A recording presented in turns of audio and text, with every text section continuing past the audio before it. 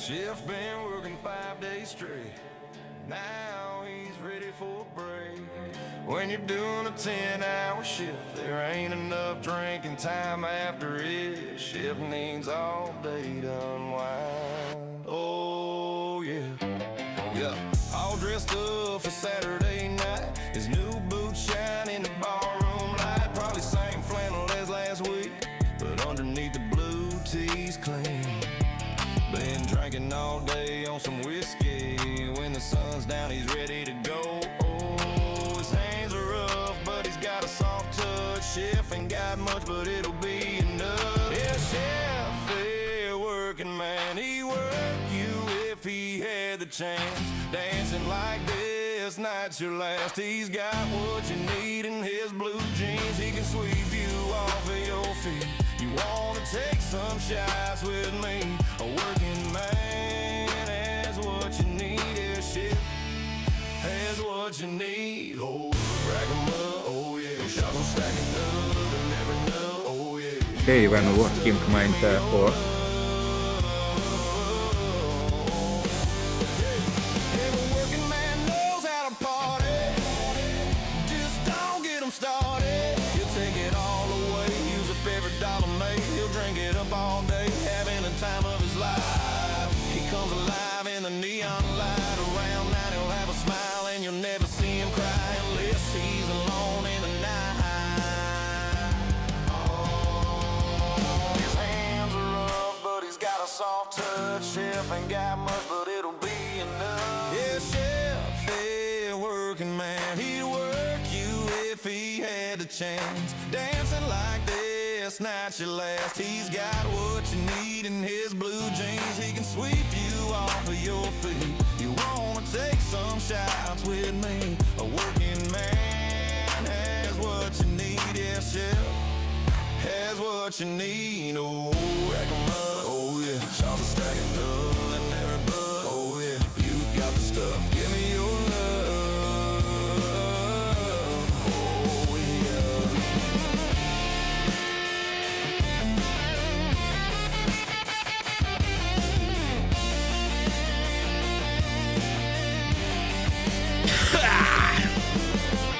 Give me a second, guys.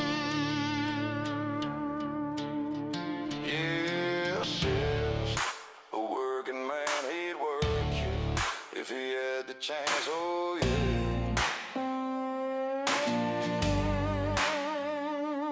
Yeah, chef, a working man, he'd work you if he had the chance, oh yeah. A working man has what you need.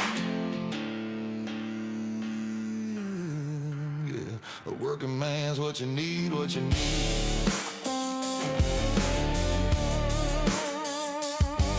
What you need.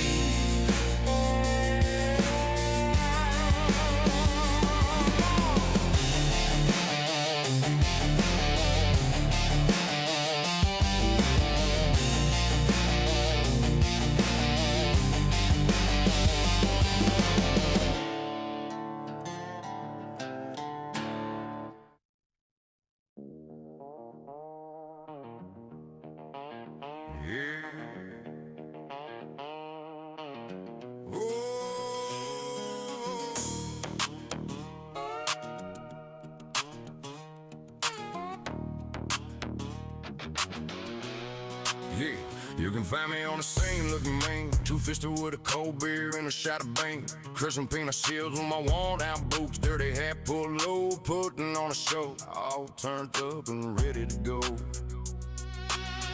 Oh yeah, if you can judge a buck by its cover, then I'm a motherfucker.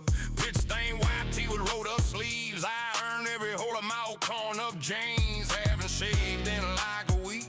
The pretty girls still talk to me, 'cause I'm 6'3", 240. What you know about me? I'm exactly what you see. Yo, what up, everybody? Welcome to the Chef Buggrub Show, the most interactive live cartoon show on the internet, guys. We're in the hot tub today with the one and only Kalkalaka, guys. I'm very excited to be here with you guys. I hope you guys are having a great Friday night, guys. We're going to get started in a little bit. Make sure you go grab your drinks, grab your coffee, grab whatever you got to get, dude. Grab your vapes, grab your nicotine pouches, whatever you want, man. The world is your oyster. What up, Little Blood? What up, Lee Louch? What up, NFD? What up, Gilga?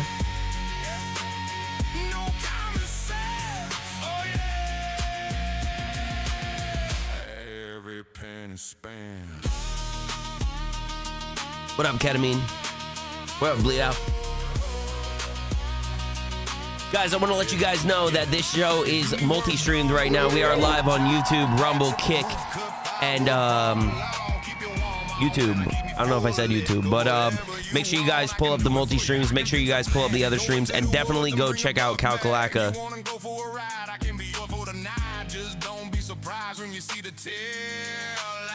What you know about me?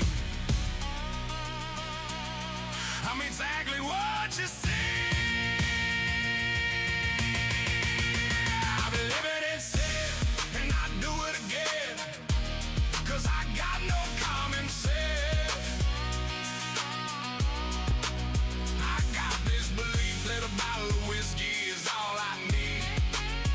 Four-wheel drive and my knife, and I can survive hell-bent every penny spent, 'cause I got no common sense.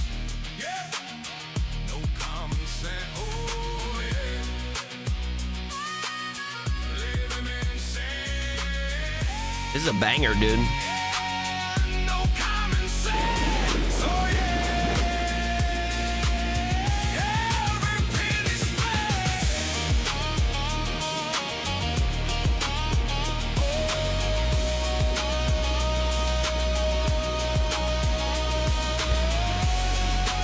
What do I think of the new Fishtank site? I like it. It's cool. I think it's cool. Hopefully it runs better. And I do it again, 'cause I got no common sense. I got this belief that a bottle of whiskey is all I need.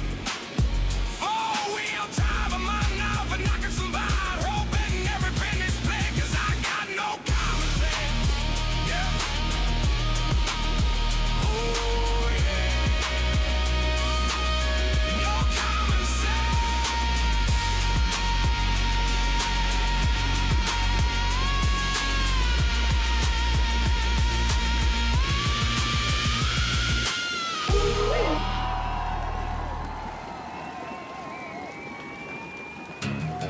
Yo, Dylan, thank you for the subscription, my guy. She's bored.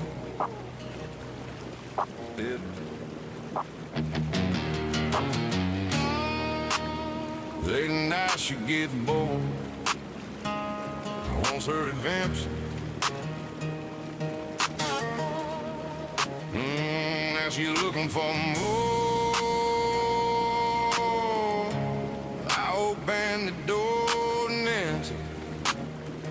Oh yeah, she gets bored. Asking me to tie her up. She gets what she wants. Holding on to race, using her favorite. Another reminder, guys, this show is multi-streamed too. This stream is multi-streamed to Kick, Twitch, YouTube, and Rumble, guys. Make sure you guys check out the other platforms. Follow the Chef Buggrub Show on all of them, including TikTok and Instagram, guys. We're growing and showing, man. We're gonna get started in a little bit here. Just waiting for the man of the hour. Waiting for the man of the hour to get his shit together, everybody. You know how it goes. You know how it goes. All right, let's hit the intro.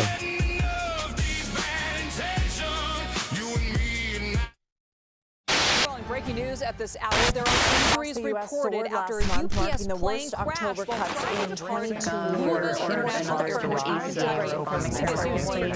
Yo, Icon, thank you for the gifted sub.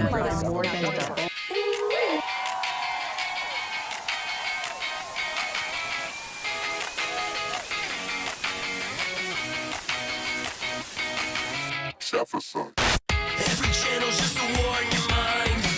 Plastic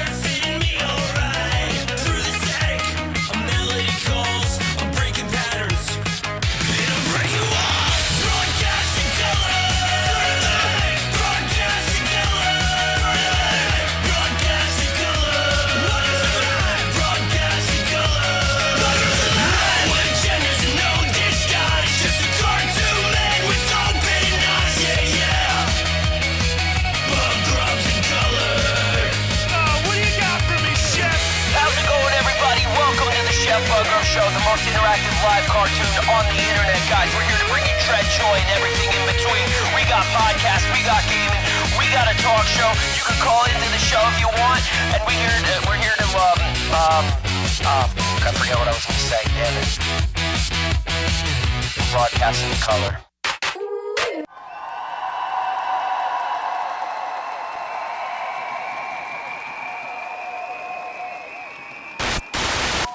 How's it go? Oh, hold on. Wait, we gotta run this one.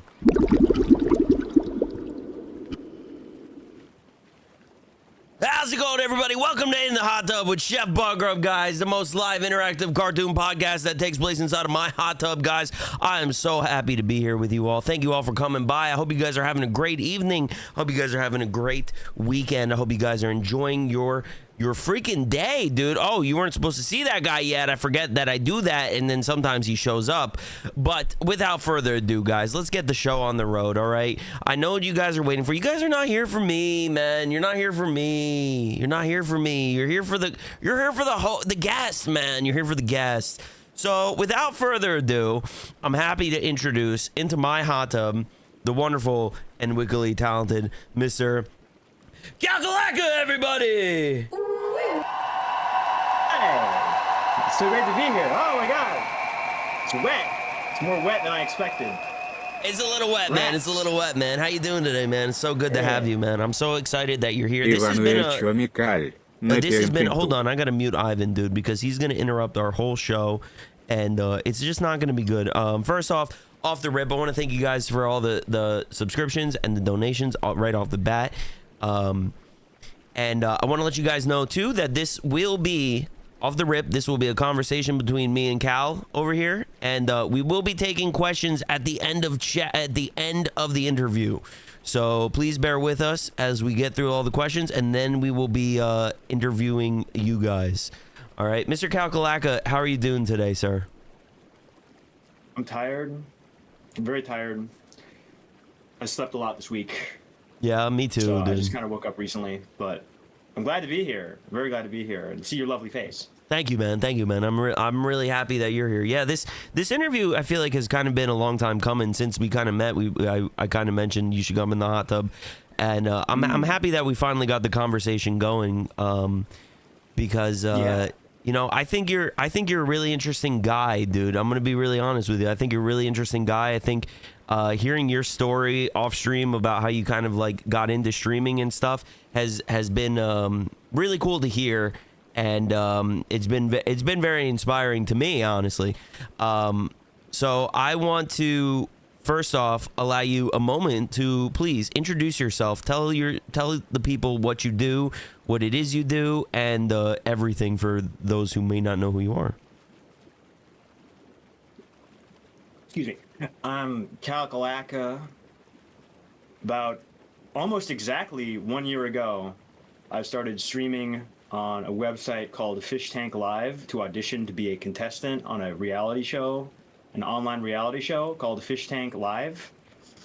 And after failing to win the role of contestant, I had enough of a following, I guess, an amount of people that were relatively interested in what I was doing to continue doing what I was doing. And so that's basically what I've been doing. I've worked with a lot of different people, met a lot of different people, made a lot of great new friends who I adore, who make life worth living. Primarily among them are the people that I work with on a show called Sardine Tin, which is heavily based on Fishtank, currently trying very hard to differentiate itself and become its own thing, and making strides, if I say so myself. So as of right now, I do my own streams. I have a little talk show that I do. Sometimes I just fart around in my room. Sometimes I play Fallout 3. And sometimes I work with a great, talented group of people putting together a larger production with a set and actual challenges and contestants and things. It's all a lot of fun. Explain to me what like Sardine Tin is. What is that in essence, could you say? Without mentioning Fishtank, could you give it its own kind of explanation? hard without mentioning Fishtank, but I'll try. Essentially, without mentioning Fishtank, it's the... We're already off hot, huh? Yeah, a little difficult. We have... Sardine Tin is a project where we, as a group of producers, try to set up a show where contestants face challenges, very difficult challenges. We try to make them as difficult as possible. The main show goes on 2 weeks, but we have side projects that go on for sometimes just a weekend. And sometimes we all just get together in a room and laugh around and dance around, and it's a variety of things. I'm gonna be honest, you're not doing a really good job at explaining this. I'm not doing a good job explaining this because I can't explain what Fishtank is. Well, I would say it like this. I would say that what Sardine Tin is, it's a 24/7 interactive show where if you put a prison cam inside of a cell and you watch the people and you got to yell at them through TTS and send them gifts, that would be what the show is, right? Yeah. And there's challenges. A lot like another show I know. Yeah, it's like Big Brother. You could say it's like Big. You could, but hold on. Let's get the story straight here. You know, Fishtank wasn't the first show to do this. I mean, Big Brother has been around for a long time, and I would say it's, you know, Fishtank is a spiritual successor to the more edgier people that like Big Brother but want to do, you know, they want to be a little edgier, and then you're a spiritual successor of kind of Fishtank, right? So it's, you know, it's all Big Brother coded in a sense, right? In a sense, but you never had the level of interactivity with Big Brother that you had with Fishtank. That is true. That is very true. Really differentiates it. That is very true. And so you host your own show. So tell me a little bit about your talk show. My talk show? Well, my talk show is a whole lot of fun. Essentially what I do is I bring might be a generous word. I trick one of my friends into coming to my apartment, sitting in the chair, getting drunk, and being yelled at by me until they cry. Why do you yell at them and make them cry? Isn't that kind of mean? It's all I'm good at. So you're good at doing and making people cry? We all have our talents. You know, you want to know something, dude? I'm gonna get a little intimate with you, dude. Have you ever seen the movie Up? Yes, I have. So I got a 2-year-old daughter, and my wife, she DVR'd Up because my daughter's never seen it, dude. And I swear to God, bro, we were watching it earlier today before the show started, and I swear, dude, there is not a movie that makes me cry more within the first 10 minutes. Every freaking time. I cried, dude. I cried, dude. You know why? It's because I know how the movie ends. I know how the movie ends. You know, when he you know, he's all like bitter and sad, and then at the end, dude, he opens up the book, and then, you know, because he doesn't look past the things that I want to do page, and then he looks at the page, and then he's all the memories, dude, and I just, oh my God, I cry every time, bro. I cry every time, dude. So let me ask you this. So how does your story end? How does my story end? Yeah. Have you seen Batman: The Dark Knight? Yeah. You live long enough to, what is the quote? You either die a hero or you live long enough to see yourself become a villain. Is that you? You consider yourself a villain? Not yet. Not yet. We'll see. We'll see. We'll see how it ends. I don't know. Things are very up in the air right now. I'm riding the waves of unexpected, extremely moderate streaming success. So you do all of this full time, yeah? Yeah, pretty much. So how does that, so you, just, I don't want to put words in your mouth, but you were like saying off stream that you worked an office job and then you kind of fell into streaming. So maybe explain to me a little bit how that kind of happened for you, how you kind of fell into streaming. Well, like I said, I was a regular plain old Joe. I was working my 9-to-5 remote customer service laptop job. They announced a competition on a website. I wanted to compete in said competition. It was supposed to be 2 weeks. It went longer. Шефычын тылпытанын я урбек сексы черто он бичепсит суфачатин кмеин it turned into тысёт something I тупо never could have possibly imagined.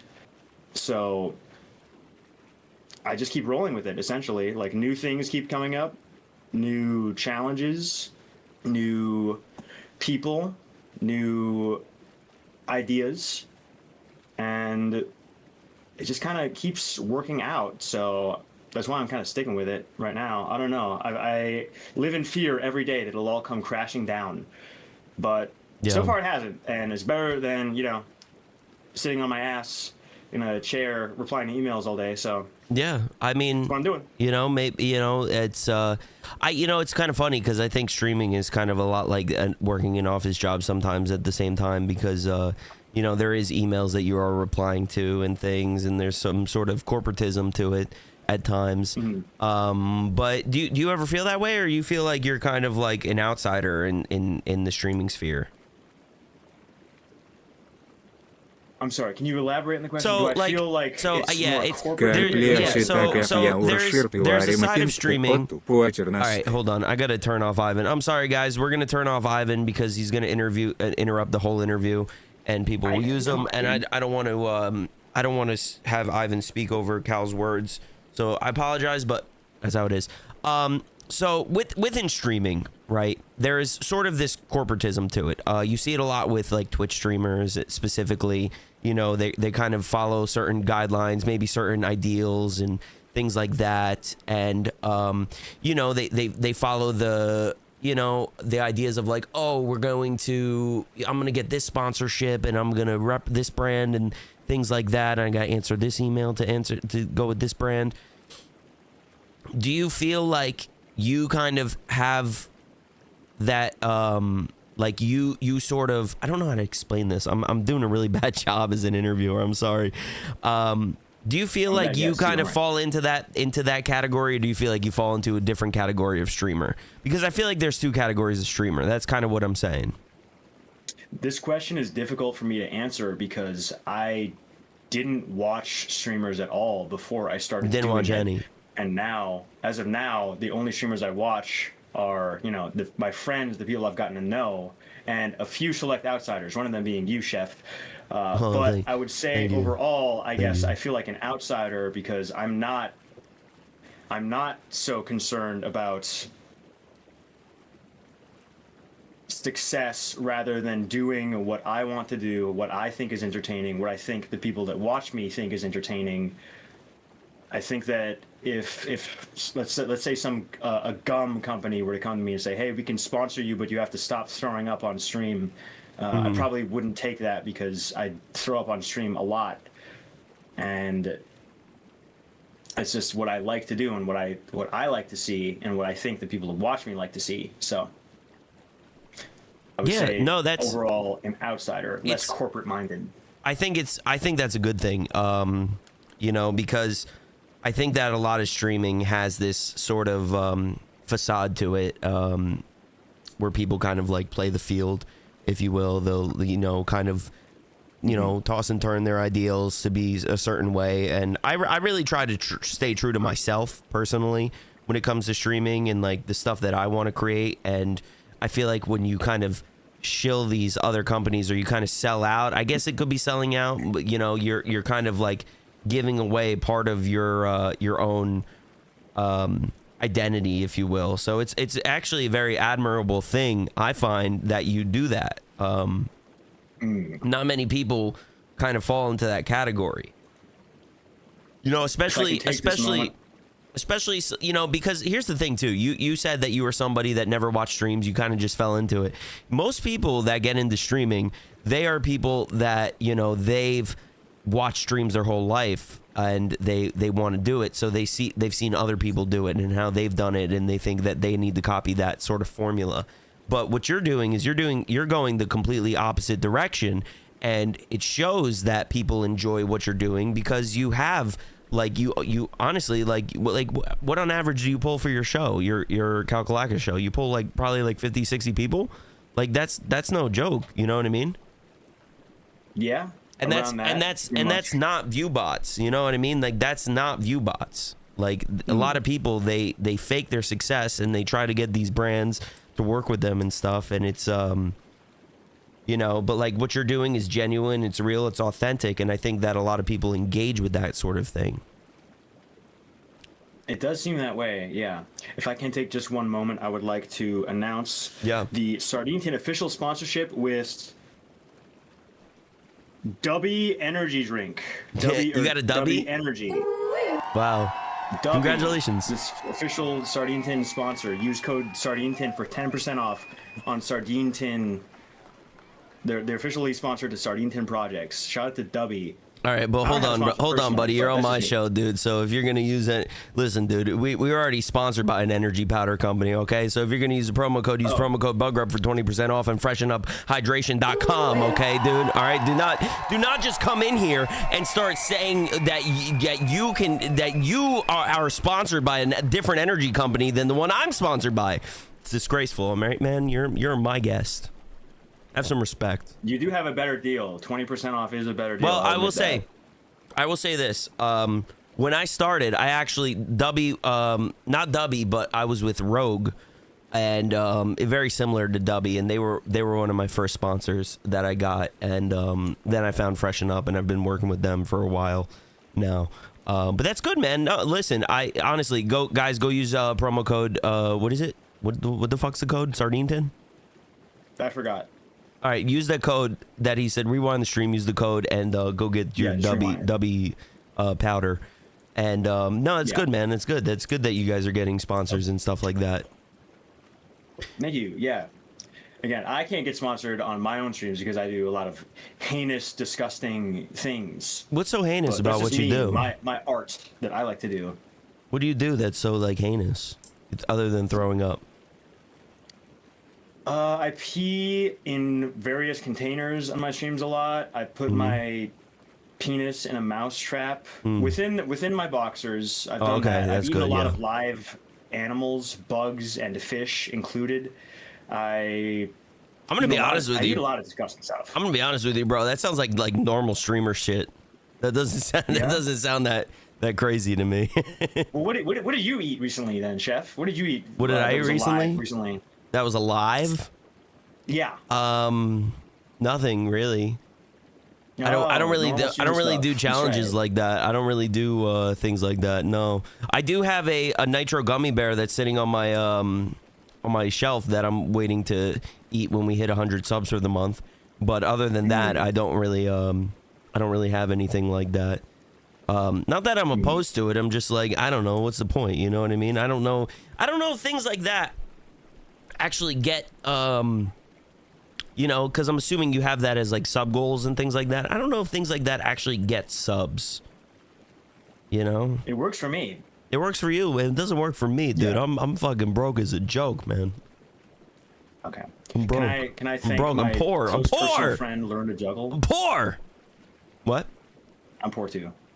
It's okay. We're all poor, dude. We're all fucking millennials in the modern day.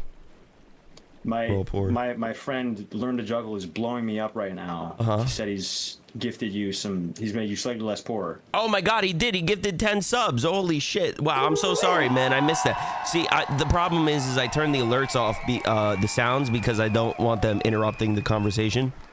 But thank you so much, Learn to Juggle. Thank you so much for the 10 gifted. And I really do appreciate that from the bottom of my heart. And he gifted more, actually. He gifted 11 subs, so I don't want to short him the 11, one. Wow. I don't want to short him the one. Beyond. That's one step beyond, dude. That's the you ever seen what's the movie? Spinal Tap. Spinal Tap, yeah, dude. Dude, that's one of my favorite movies, dude. Then why did you know the name of it? Artie Fufkin, Polymer Records. Yeah. Kick my ass. I fucked up. Kick my ass. It's so good. If you guys have never seen Spinal Tap, dude, that's such a great movie. Highly recommend it. It is good. So I want to talk to you about Kick. So you kind of fell into Kick as your main platform, if you will.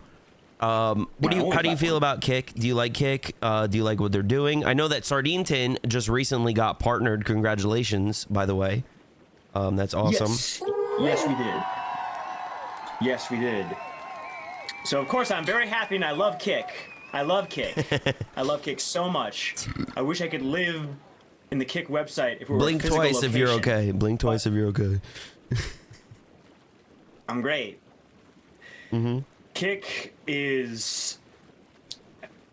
When I first heard of Kick, I kind of thought it was a joke, but that was years ago. And when I was looking for places to stream after I streamed on the Fishtank website, it seemed to be the best alternative. They are very lenient in terms of moderation and content that they allow, which, of course, I appreciate. They offer a much, much better split of payment than any other service that I've seen. It's basically where everybody... Because I came to Kick with a group of people, other streamers, other chatters. We all migrated as a group, and we all went to Kick. So I'm very happy with where we ended up. I do like Kick. I've come so close to verification this month. It hurts. It hurts me, Chef. I was almost verified this month. It was so close. But I plan on working on that some more. I want to get there someday. I really want that, I think you could. I think you could. Green check next to my name.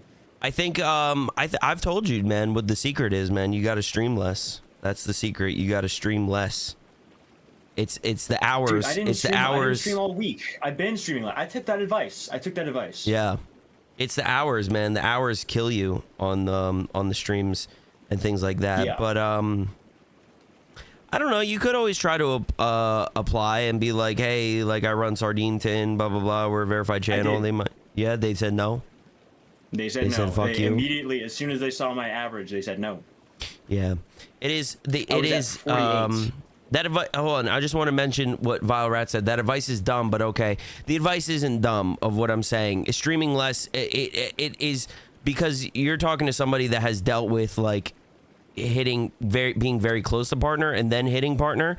It's all about the streaming hours that you stream, because if you have, say, okay, so I was somebody that beta tested the front page program, right? I beta tested it and I streamed 2 hours on the front page where I was sitting at like 200 viewers, right? But then I would continue my stream for another 3 hours afterwards, where after I was on the front page, I would drop down to 30 viewers. The average would average out over the time to being below what I needed it to be. You know, so the streaming hours actually really does play a factor in it. You know, if you can stream for 2 hours 3 days a week with, you know, above 75 CCV, then you can hit it, no problem. That's just how it is. Yeah.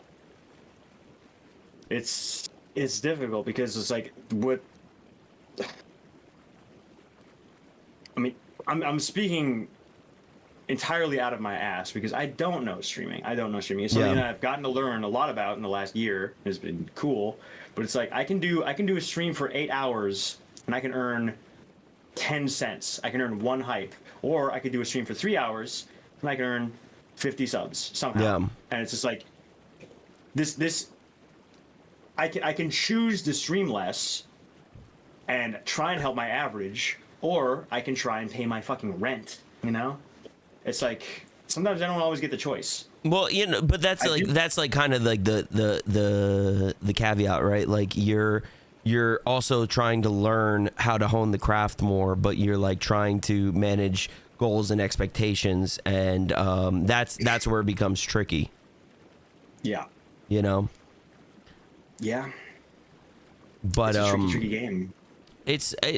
I love Kick. I always say it all the time. I do love Kick. I love Kick. As Kick. much as I have my issues with the platform, I've been here since like pretty much the beginning of the website, and I've gotten a lot of opportunities from the website, but I see a lot of issues too. And you know, it's just it's one of those things. You kind of got to play the game when it comes to verification and partnership with it and stuff, you know. And it's good that you guys hit partner on oh, you're gonna smoke a ciggy with me. Nice. Yeah. Nice. It's a CBD cigarette. That's okay. I'm not judging. Stick on my room. I'm not judging. I mean the hot tub. Yeah, we don't have to keep talking about Kick, but I do want to talk to you about Sardine Tin, mostly about production and what it means to run a show like that. So what are some of like the biggest struggles that you find when it comes to running a show like that?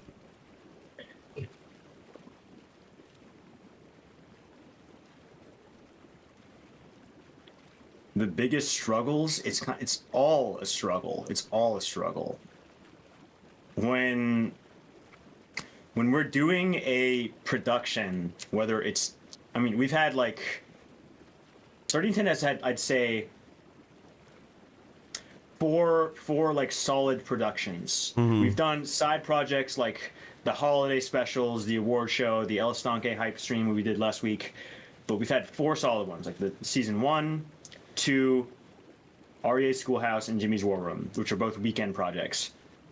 During these things, the struggle is maintaining momentum, making sure there's no dead air, because people want a 24-hour show. Yeah. Even if it's not 24/7, because sometimes it's not 7 days a week, sometimes it's a weekend. The struggle is making sure people are always relatively entertained. And that involves staying awake for a long periods of time, essentially until you pass out, not taking care of yourself. During Sardine Tin 2, I got trench foot because I showered once in the span of 2 weeks. Trench foot? Gotta change your socks, man. Yes. Yeah, I could send you a picture of it. No, I'm good. I don't need to see that. Don't worry, I'll send you a picture of it later. Okay. But it's just maintaining everything, because there's so many factors to what's going on at all times. You have to make sure all of the tech is set up correctly, audio, visuals, which isn't always easy. You know, it's like you think you can, like, okay, day one, it's all set up, it's all good. That's just not the case. Making sure, just handling such a large amount of people is very difficult, especially such a large amount of people that are in a very difficult and stressful environment, because you want them to be stressed to a certain degree, but you don't want them to be, like, you know, dying. Yeah. We had on Sardine Tin 2, we had several instances where paramedics needed to be called to the set. Someone had a seizure. Someone's shoulder was thrown out. Like, it gets very, very, very intense, and it's stress that I've never experienced in my life before. But, you know, you just kind of gotta manage and move on. It's kind of beneficial with how rapid fire the environment is, because 1 hour you're panicking and there's a major tragedy, and then the next hour things are resolved and you're moving on and you're having a silly dance competition or whatever, you know?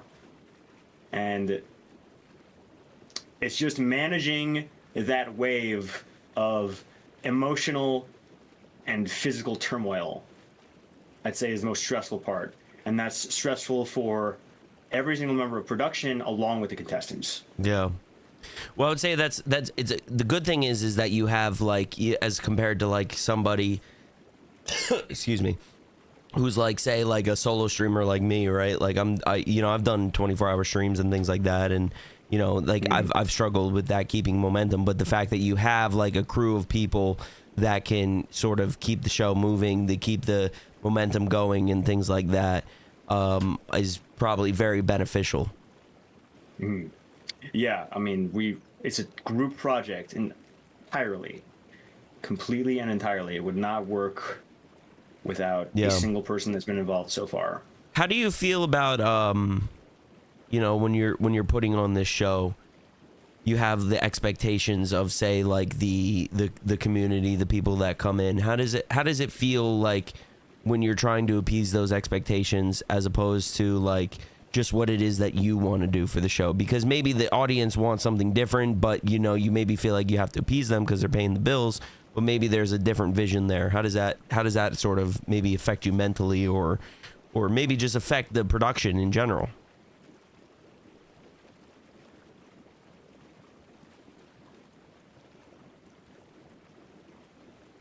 It's not so black and white.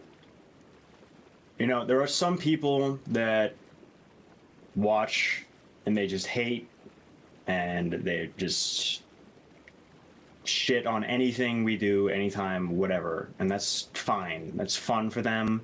At least they're engaged. At least they're watching. At least they're a view on the counter. That's good.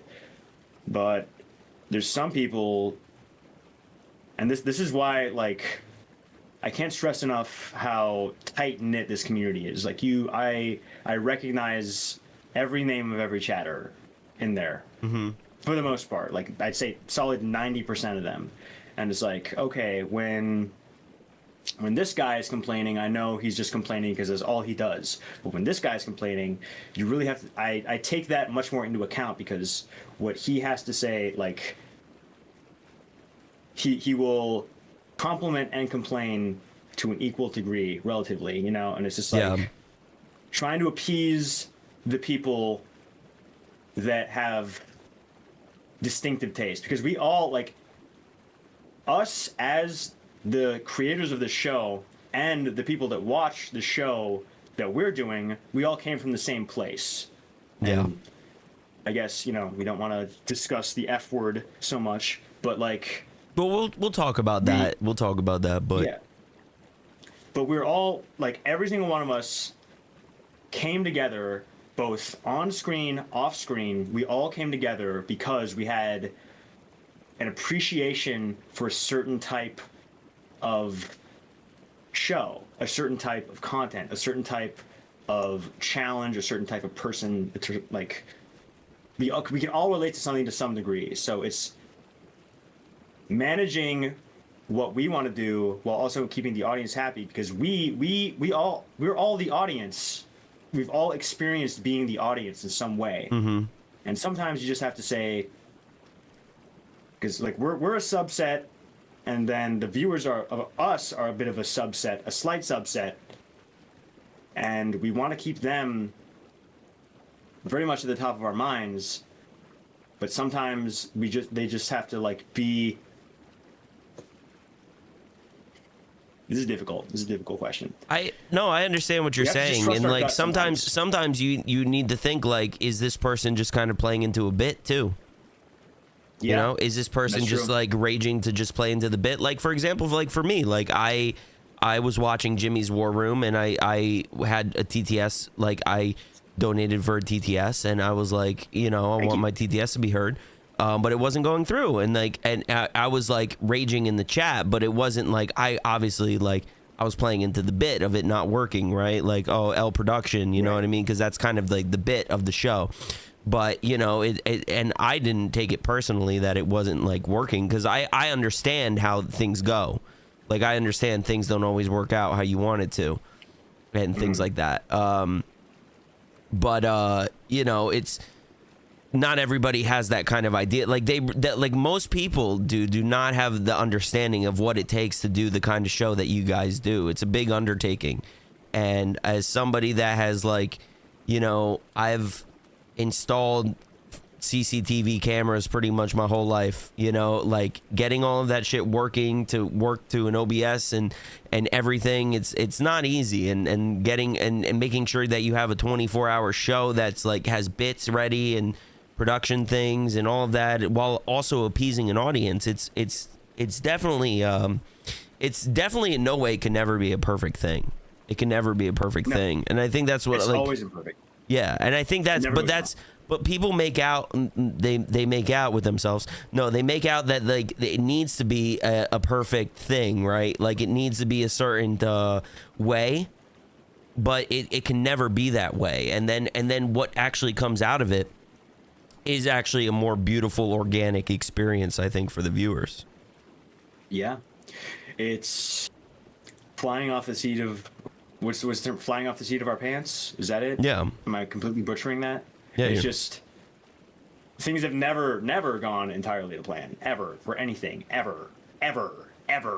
But a lot of the times that makes for disasters, but sometimes it makes for miracles. Like there have been so many. I can't tell you how many fucking miracles have happened. How many some of the best things that have ever happened in any major production have just been by pure happenstance.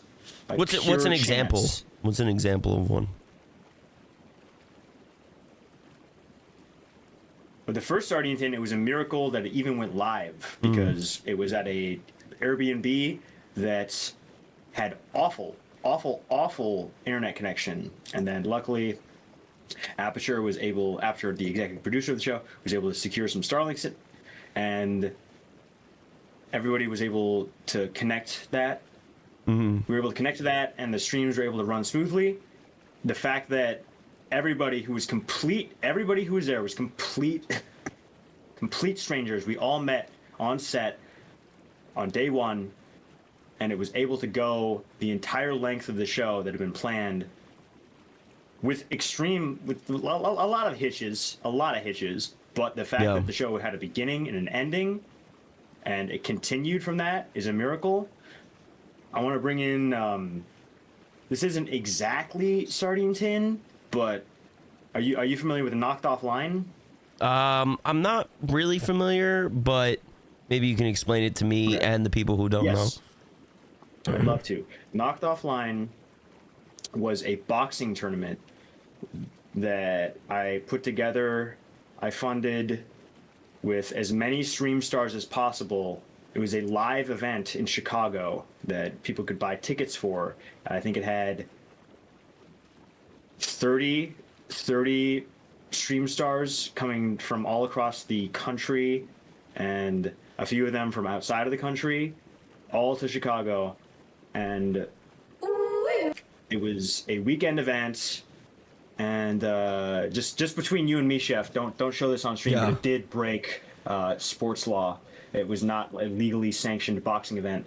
But it went on for the entire weekend. We were not shut down. There were no issues.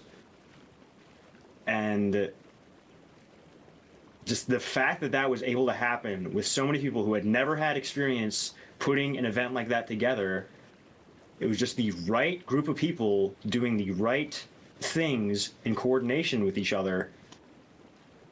The fact that that was able to happen is, to me, just like a miracle as much as seeing someone walk on fucking water. Like, I can't believe that's like that one of happened. those situations where you're like in it and you're like, holy shit, this could go very bad very quickly, and luckily it could have didn't. gone very bad.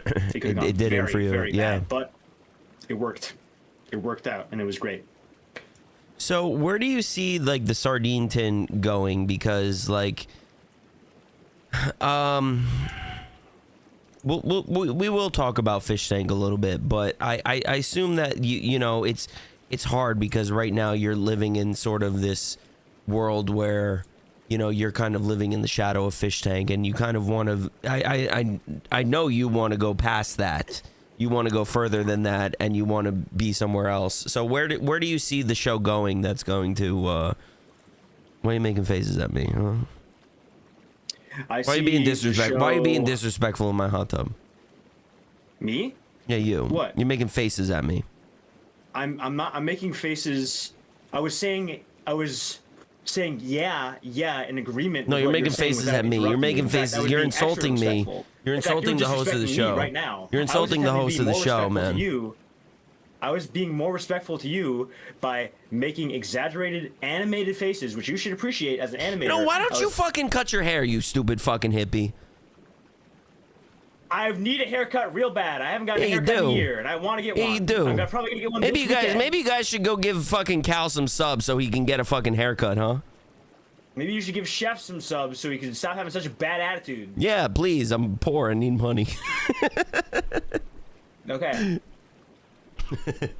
What were we I was talking being about? very respectful. I was What were we talking about? exaggerating in agreement with what you were saying. I was saying, yeah. Yeah. All right. So you want to make your own show. You want to do your own thing. So like, Yeah. what are the kind of the steps that you kind of see yourself taking? You and the production team. What do you guys see yourself doing to maybe differentiate yourselves? Because I feel like it's very hard. The concept in itself will sort of live in that shadow, and the community will kind of always mention it. You know, they'll always compare you to, but I think you probably gotta you probably have ideas and you want to figure things out. So like, what's kind of the vibe? What are you thinking? I think the biggest thing we can do for that is to get new faces in, because as of now, every project that we've done has involved people from the Stream Stars community, which everybody watching knows and likes, which is nice, or former Fish Tank contestants, which obviously have like built-in fan bases, which is good. It's good for growth. It's good for engagement. People want to see Jimmy on a weekend show like this. People want to see Aryeh, more or less. But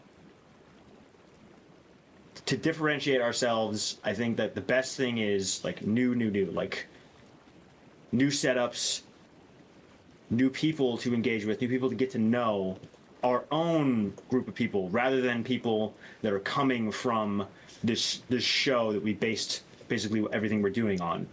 And as we continue to grow, as we continue to make shows, I think that's going to be a priority, along with just like different structure for the show. Like Fish Tank up until this point, it was supposed to be a 6-week show. Now it's going to be a 4-week show.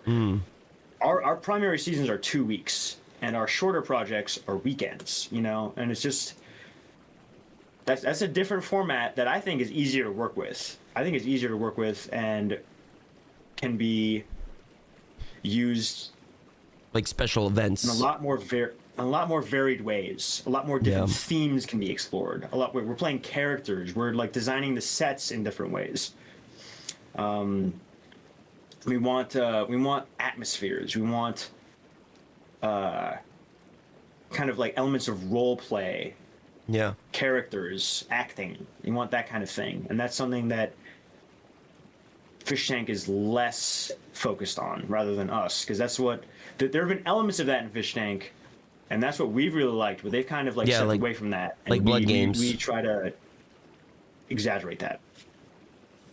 Yeah, I think that's a real beautiful thing. I think that's like really the way forward, right? Like really, I think like for me, for example, right? Like I'm not like, I wouldn't consider myself like the biggest Fish Tank fan, but I've been somebody that has watched it since season 1 from the beginning. And, I was very intrigued by it, and I watched it all. I was never like huge in the community. I was just kind of like a watcher. I watched a lot of AB videos, I watched a lot of those catch up videos. You mean the Vile Rat? The Vile Rat, dude. Vile Rat? Dude, he's a writer.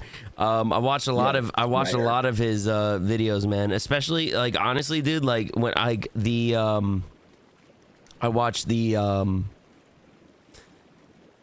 dude, when I watched the Blood Games ones, I was like blown away. I was like, this is the fucking coolest shit in the whole world, dude. Like I was like hooked, man. Like it was like days I was just sitting on my phone, because I was like behind on the stream, and like I didn't really want to watch the stream, so I would just watch the recaps, you know what I mean?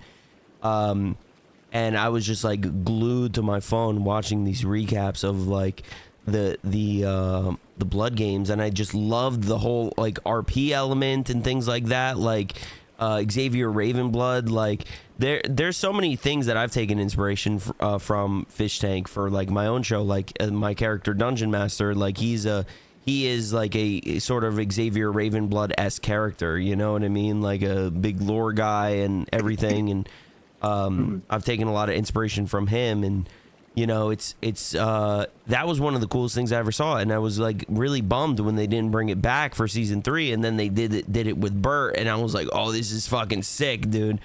So like I love that you guys are kind of going in that avenue of like doing some more like RP streams, like not necessarily like RP like Dungeons and Dragons, but like you're gonna like kind of go into skits and like have ideas for how you want to present the stream. I think that's a really cool thing that I think a lot of that's just missing in streaming entirely. I think a lot of people, they just like go live because like IRL is like such a big thing, right?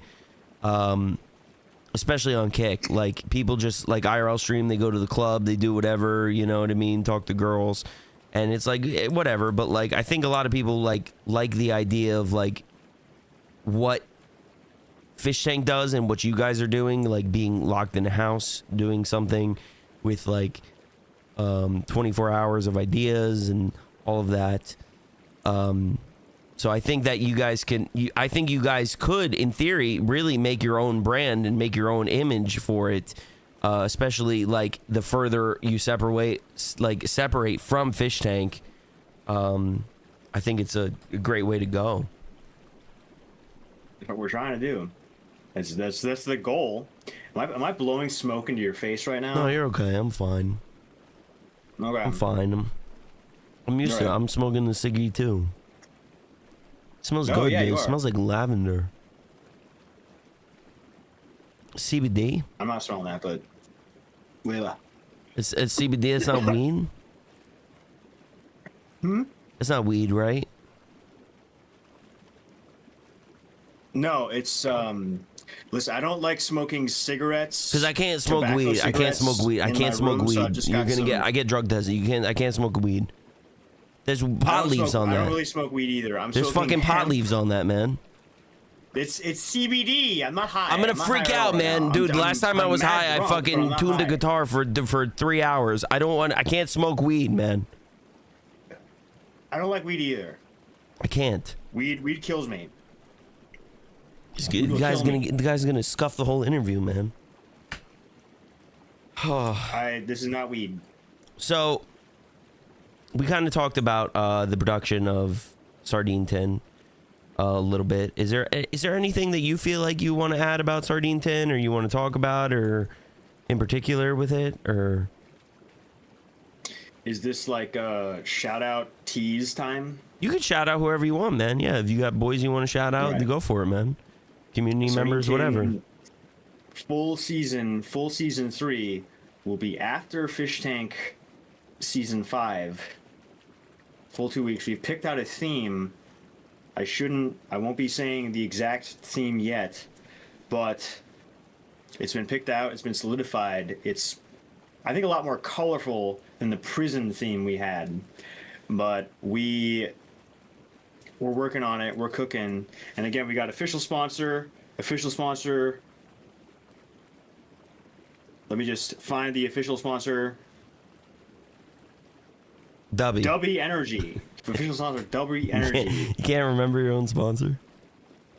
We just got this. I was just informed about this today. Use code Sardine10 for 10% off.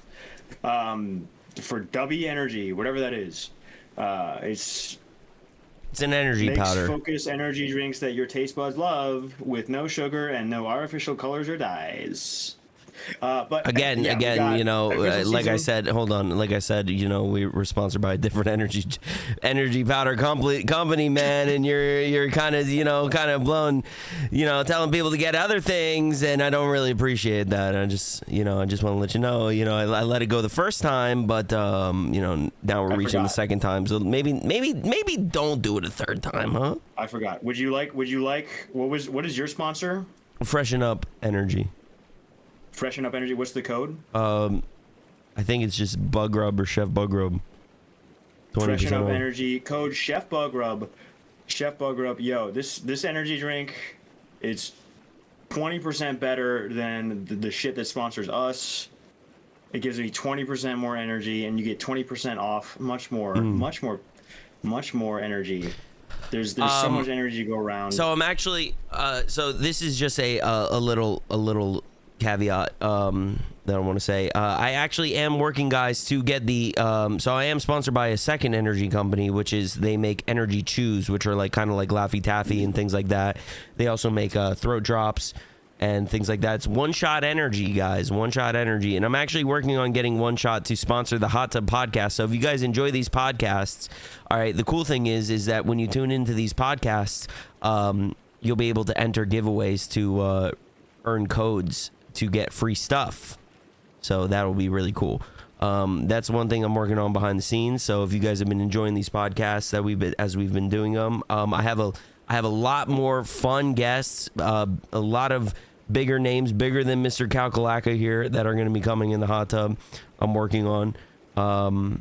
So it's very exciting. No disrespect. It's fine. I apologize for disrespecting your sponsorship. That was not intentional. This is basically just what I've been told by our crack business finance team. Because I was supposed to say that. So what I want to kind of like segue into is like, so you do the Sardine Tin, you do the big productions and things like that, and then you also do your own show, you do your talk show and things like that. So what are the big differences that you've kind of seen from going from like a big production back to like your own show? How does that affect your own show? How does that also then go back to affect Sardine Tin? Is there things you learned during these big productions that help you kind of with your own stream in a sense?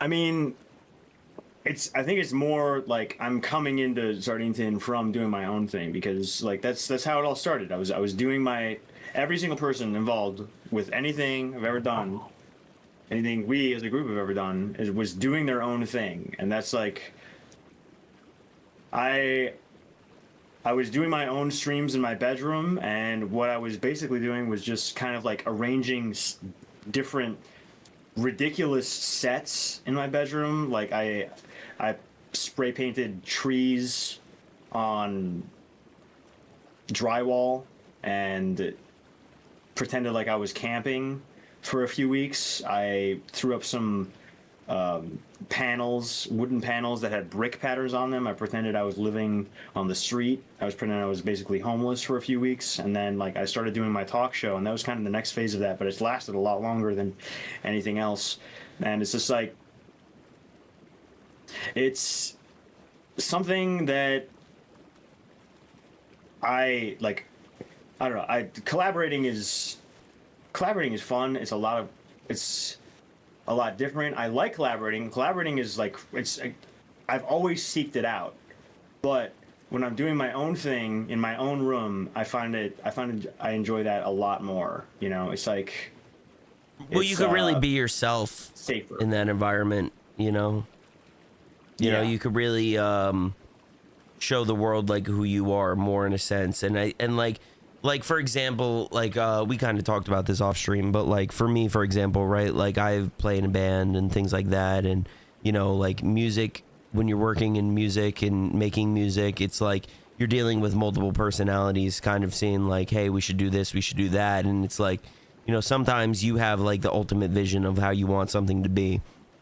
And that's one thing like I really appreciate about like live streaming and doing like my Chef Buggrub show and doing it the way that I want to do it, is like I don't have anybody that is telling me that like I can't do the show how I want to do it. I can do it exactly how I want to do it. I can say whatever I want on it. You know, I'm not really appeasing other people that may be you know, producers or whatever, you know. But I'm sure you can relate to that in a sense, and like that you know, you get to do your own show, you get to do your own thing, you get to be how you want to be on that show. I mean, it's less that like it's less about like appeasing, more so just about that I don't have to worry about anything other than what I want to do. And if there's something that upsets me, then it all comes down to me. If it's something I like, and that's just great for me. It's just like, it's all like, the only person I have to worry about is myself. And I mean, obviously like the audience, like anybody that's watching, for sure, that's true as well. But like, with group projects, you have to worry about, okay, this person wants to do this thing, this person wants to do this thing, this person's upset for this reason, this person wants to quit, this person is freaking out, you know, and just like, there's a lot, and it's a give and take. It's a give and take, you know, like you're like, you know, okay, fine, we'll do the bit that you want to do, or we'll do this how you want to do this, but like, don't forget, like, I want to do this how I want to do that, and then it's like figuring out how to actually put all of that together in a sense, while at the same time also appeasing an audience that is paying the bills. Yeah, it's very difficult. It's very difficult. It's appeasing a lot of different people. I'm sorry. No, what were you gonna say? I mean, just to say that, and again, like when I'm in my room doing my own thing, the only person I have to appease in terms of like approval of what I'm doing in that moment is kind of like myself, and like, again, the audience. But like, I think that the audience, relatively confident in that, like, the audience, I can give an audience what they want to see at this point. Like, I know that, like, I know what they like to see just from me. But Yeah. with group things, with more complicated things, again, it's a whole, there's layers and layers and layers. So That's, I mean, like, It's that's so just to jump off that, like, that's something that I really wanted to get as the emphasis, I think, of this whole interview and this whole podcast of, like, you know, when, like, people, they see something like Sardine Tin, they think, okay, this is a Fishtank knockoff, maybe, right? Like, what that's what I said to you the first time I've you know, talked to you, right? I said that. yeah, I said, I'm like, oh, it's a Fishtank knockoff. I don't know if I'm interested in that. And then I see, you know, but, like, I also understood what you guys were doing at the same time, because I'm somebody that is, like, you know, I'm somebody that deals with live streaming and the whole thing. And, you know, I then tune in and I see what you guys are doing and I go, this is a big production. This is a big production. This is a big deal. But again, most people don't see that. Most people don't understand what goes behind the scenes, you know, and it's your job as production to make sure that, you know, the problems that you guys are facing are not seen. Like, people don't think about that too. Like, there's probably a lot of stuff that goes on at the computer station that, like, they do not know about. And that's you know, that's the real nitty gritty of, like, running a show, like how you guys run it. true. And to just speak to this difference between a major production and what I'm doing on my own is, like, I don't care if the audience knows that I'm having trouble with something. I Yeah. don't care if they know that I'm having trouble with, like, the special effects widget or the whatever is happening in OBS. If, like, I'm totally fine with looking like a moron for them, but, like, when it's an official production, you know, you want there to be a level of professionalism that you present. Well, okay, And- so just to bounce off of what Sean D. Sarcasm said, you know, I doubt it's that complicated, Chef, giving him way too much credit. It's not about, like, that's the thing a lot of people don't understand when it comes to live streaming. It's not that something is too complicated for it to work properly. It's just the matter of fact is that, you know, when it comes to, like, having a show and a vision of a show, you want the show to go the way that the vision is. It's not always, and things don't always work out that way, especially when you're dealing with a chaotic environment of what Sardine Tin does. You're dealing with, like, a lot of variables. There's more variables than there are not. Like, for me running the Chef Buggrub show, there's not that many variables. What am I going to get? I'm going to get a phone call that is fucked up, you know what I mean? Like, there's not that many variables. But, like, when you're doing a big production where you're dealing with multiple people and all these different things, and this person's like, oh, I'm hungry, and this person's like, oh, I want to sleep, and this person's like, oh, I want to fucking go outside and smoke a cigarette, you know, like, that, those are all variables that add up to a whole production. And then you put it into a 2-week time frame, right, where you're doing this 24/7 in a 2-week time frame, and people are just like, I feel like a lot of people just kind of, like, shit on that, but they don't understand what that all entails. Yeah. There's so many factors.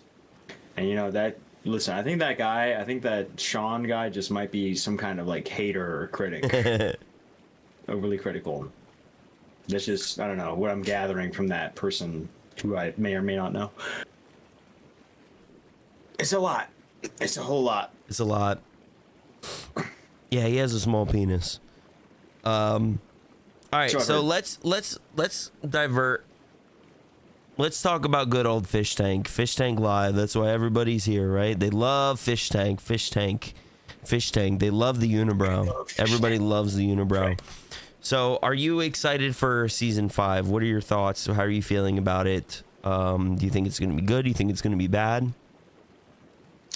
I hope that it's good. I really wish the best for the crew. I understand that Sam has left. He will no longer be the host. Maybe he'll be appearing in guest appearances. I'm not sure. But frankly, I personally, and I know that this isn't the opinion of a lot of people I know, I'm burnt out on Fishtank. When I discovered Fishtank, I was obsessed with it for a year. And then shortly after that obsession, like, we did the auditions, and the auditions was essentially just giving ourselves, everybody that auditioned, the Fishtank experience in our own bedrooms. And that's what we did. That's what I did. They kind of rug pulled you guys, didn't they? Yeah, pretty much. Like, they didn't. You want to talk about that? You want to talk about that? Maybe like explain it a little bit for people who don't know. In February of 2025, they announced a 2-week competition to stream on the website to audition to be on the next season of Fishtank, season 4. After the 2 weeks, the competition was extended, and it eventually morphed into a points-based system where the mods on the Fishtank website would give you points, and if you were first prize, you would get, I think the prize was $2,500. The second prize was a gaming PC, and that's just how the competition continued. It continued from, again, the last week of February to, I believe, the second or first week of May. And then they cut all streams on the website. And so there was no prize, there was no PC given out, as far as you know. No, there was the prize. The winner of the prize was a contestant from Australia, Slack AU, good buddy of mine. Recently hung out with him at Sharkfest. He was the winner of Sardine Tin 2. He's got a good winning streak going. The winner of the gaming PC was Wacky the Clown, who's in chat right now. Shout out to Wacky, my boy. Like, they honored those prizes, but nobody who was on StreamStars ever got remotely close to being on the show. Which was kind of like how it was originally advertised. Did they, like, was there any sort of terms and conditions for the competition that you guys saw or anything like that? Like, saying, like, that you would be, like, the winner would be on the show or anything like that? I'm just wondering. Honestly, probably not. It was probably just a case of them saying, compete to be on the show without anything official, and then you could just go live on the website. It was all up to you. Yeah. So it sounds kind of shitty. Yeah. But I mean, I guess that's kind of just how business is sometimes, you know what I mean? It is what it is. At least, I mean, hey, at least the people that, like, were supposed to get other prizes got the prizes, right? You know? Yes. The 2,500 was paid out. The gaming PC was delivered, and I think that a lot of people who put a lot of themselves in the competition, you know, myself, Sharp Fart, Jackoff, everybody involved in the projects that we've been doing, they've gotten more out of it than they expected. Even if they weren't contestants on Fishtank, they were contestants on Sardine Tin, which, who knows? Some could say is better. Who knows? Some could say that. Some could say that. But they've been, it's been a lot of fun for a lot of people, and I think that things worked out how they should have. Yeah. Yeah, everything kind of happens for a reason. So now we're kind of okay, so now we're moving into season 5, right? Season 4 ending with pretty much a half a season, things like that. One of the big controversies that I've been seeing on X, formerly Twitter, is that people are kind of upset about season pass. I don't really understand that personally. I don't understand why people are upset about a season pass, because from my understanding, you know, you people, they watch a streamer, they'll subscribe to the streamer because they enjoy the content, this and that, and it's like $5 a month, and they're asking for $10 a month, which in my opinion isn't too unreasonable. Why do you think people are upset about it, mostly? I can probably speak at length about this. Yeah. Chef, as you said, you're more you've been watching since season 1, but you're more of a casual viewer. I bought the season pass here and there, you know, like I've delved into it, you know. I don't want, like, listen, I'm a fish tank fan, bro. I may be a fake fan to some people, but I'm a fan. I don't think you're a fake fan. Honestly, people would say you're more of a fan of it than I am because you've been watching since season 1. I haven't. Well, we all know Rachel is the fake fan, but that's besides the point. Yeah, Rachel started watching. I don't know if this might be some interesting knowledge for you, but Rachel watched more of Stream Stars than she watched a Fish Tank, and she thought that she saw the first sardine tin, and she thought that they would turn off cameras on the Fish Tank show for a contestant because of what she saw on Sardine Tin 1. She had more knowledge of that than she did of actual Fish Tank. Like, she had been texting me since like April, which is months before June when she was on the show. But to digress about the season pass issue, I think that the season pass dynamic has changed a lot. For one, a few months ago, so what the season pass offers is you can type an unlimited amount of messages in the chat. If you don't have a season pass, and this is going off a few months ago, you could type one message every 3 minutes, and they've recently changed it so you need a season pass to type in chat at all. And a lot of people just like using Fish Tank as a chat room and didn't want to have to pay for a chat room, you know, especially, you know, in the last few months where there is objectively there's nothing on the website. Additionally, something that was very, very popular on Fish Tank was the clan feature. People got very, very, very, very into their clans, what group they were in on the website. Clan warfare was a very real thing. It was a game in and of itself. Like, people would spend hundreds of dollars, maybe thousands of dollars, fighting other clans. And they recently made the decision to eliminate clans entirely, which was something that people bought season passes for. Yeah. People bought season passes to own their own clans, to participate in their own clans, you know, to engage in this secondary game to the website.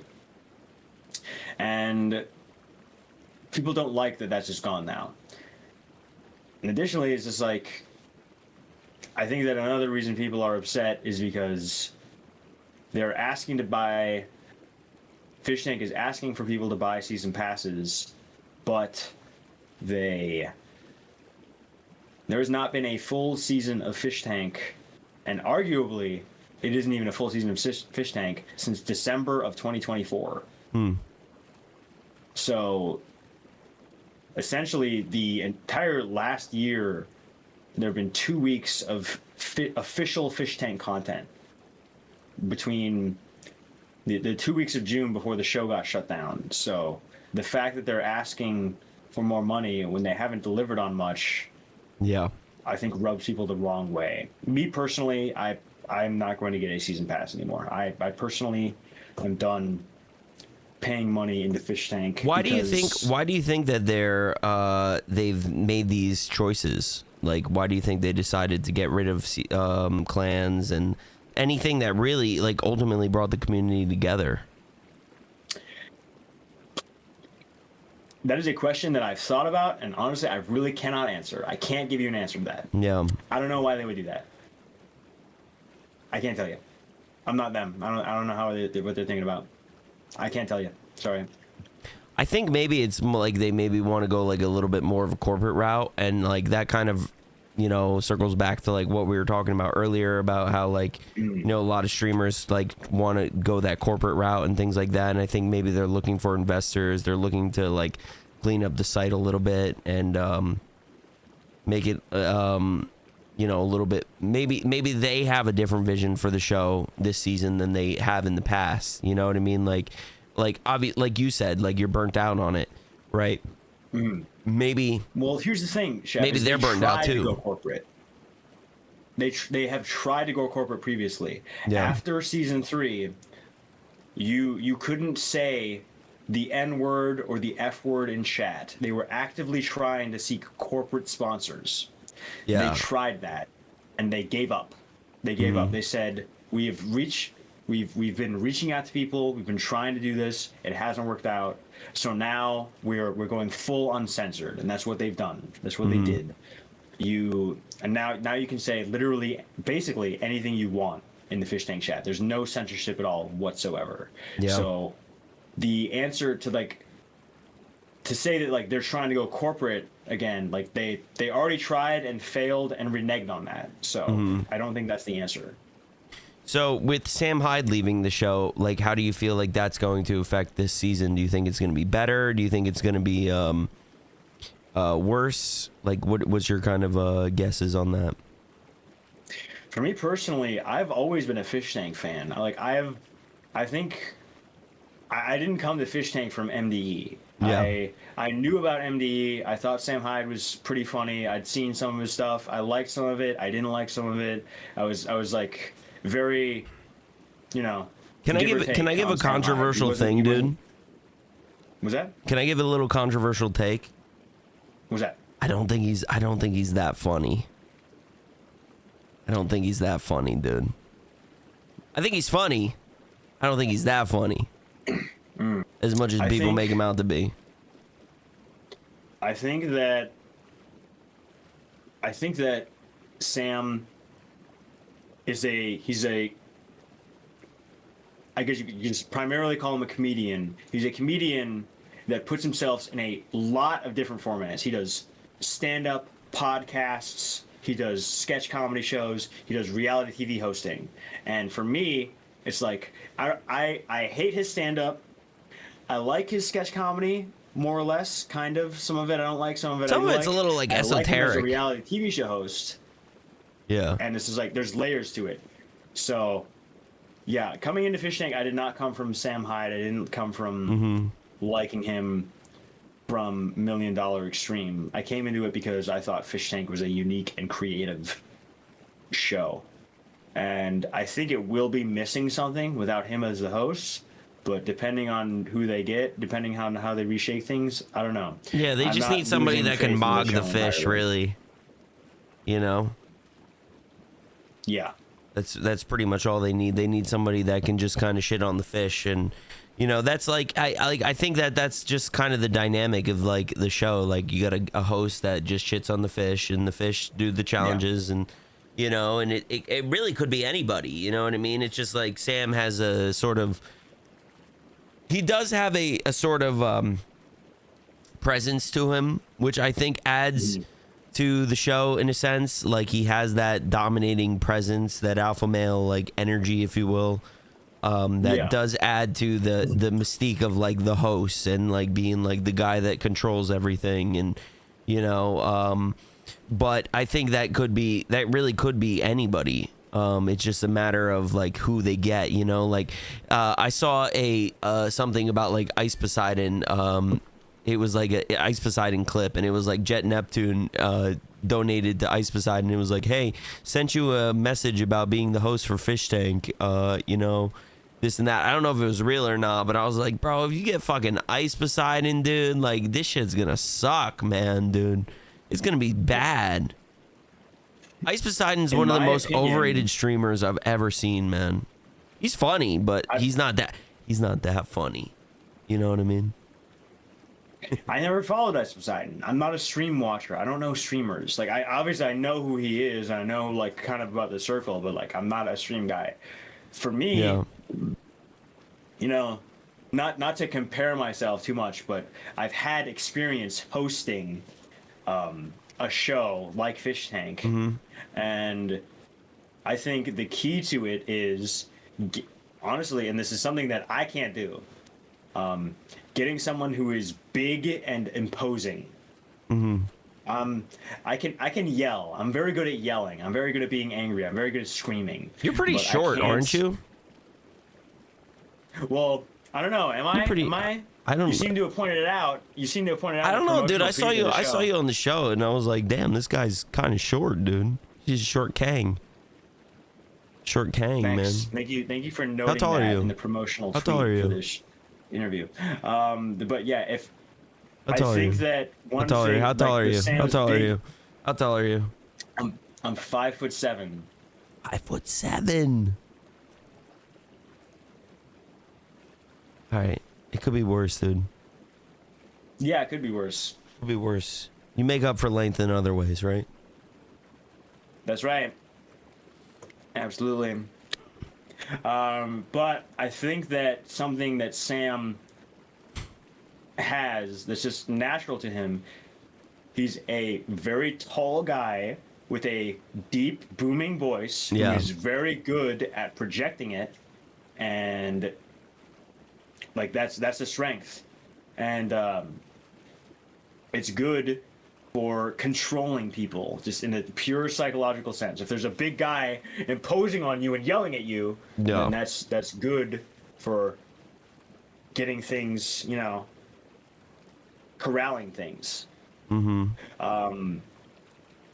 Not to like completely change subjects, but like right now there is a El Salvadorian version of Fishtank called El Estanque going. I've seen And I've the seen host some of that, clips. his name is.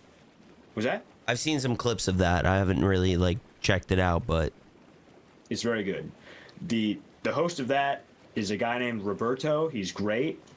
I interviewed him. He's a great guy. He really knows what he's doing. He's very funny, but he's also like a big guy with a deep voice who can like really get into people's faces and just like tell them what to do. And for me, it's like, I don't know. Sometimes I feel like a barking chihuahua. yeah. You know what I mean? All right, so here's where I'm gonna pitch my sardine tin idea. Are you ready for this? All right, dude. Is All right, it your so- VTuber? Yeah. All right. room So idea? here's what we're gonna do. Ready? All right. So it's the Chef Buggrub, Chef Buggrub's Mystical Quest Adventure. All right. So I'm gonna be on the TV. Okay. It's going to be an escape room. All right. And I'm going to be like Pennywise, and I'm going to be the guy that's like sort of navigating all of your sardine tin contestants to getting out of the escape room. What do you think? It's a pretty good idea, huh? Did you mean Pennywise or Jigsaw? Jigsaw. Pennywise Jigsaw. I'll wear a clown costume if it adds to it. I don't know. Well, Pennywise is the it clown that eats children, and Jigsaw is the guy that sets up traps. All right, whatever, dude. I'm Jigsaw. Whatever, dude. I don't watch Yeah, horror that movies, sounds man. good. I'm a beautiful Christian boy. I don't watch anything that's like that. All right. A beautiful Christian boy. That's exactly what we need. That sounds great. That sounds lovely. That would be fun. That'd be fun. Like a 24-hour, just a 24-hour, dude. We do a little 24-hour.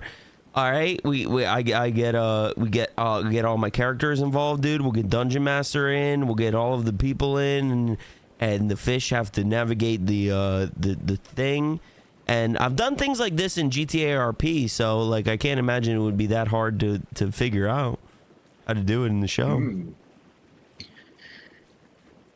I gotta let you know.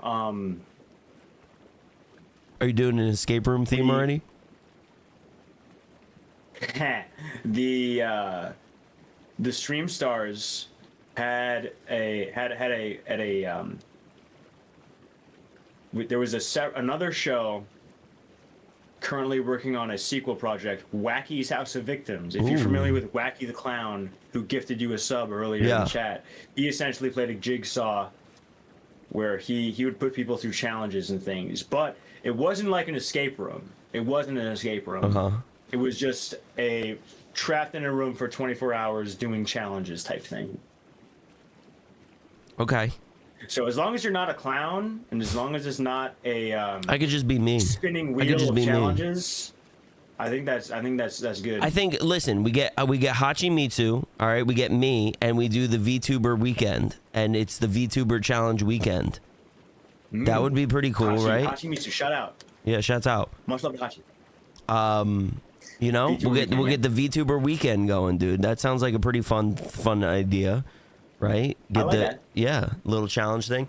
All right, so that's kind of all of the questions that I have for you when it comes to like Fishtank and things like that. And Sean brought up a good point, dude. I want to talk to you about Fallout, dude. I want to talk to you about Fallout because you and me are big Fallout boys. Yeah. So Yeah, we are, but you know, you're so what's your favorite one? New Vegas. New Vegas. Have you played 1 and 2? I need to Yes. know that. Okay. I have not. But to be fair, I've watched like a lot of videos about the lore and stuff. So I'm very familiar. You know, listen, I'm a big lore guy, man. I'm a big lore guy. I love lore. I love it so much. You know? Me too. So, and that's why I don't play 76 because it doesn't have any lore. bro, I It's love just- 76 though. It's so crap. much fun, man. So much fun, Dude, man. it's crap. It's not It says there crap. shouldn't be many It's not volumes. crap. Explain to me why it's crap. Explain it. It's crap because they completely, listen, honestly, I can defend this game. All right, so tell me.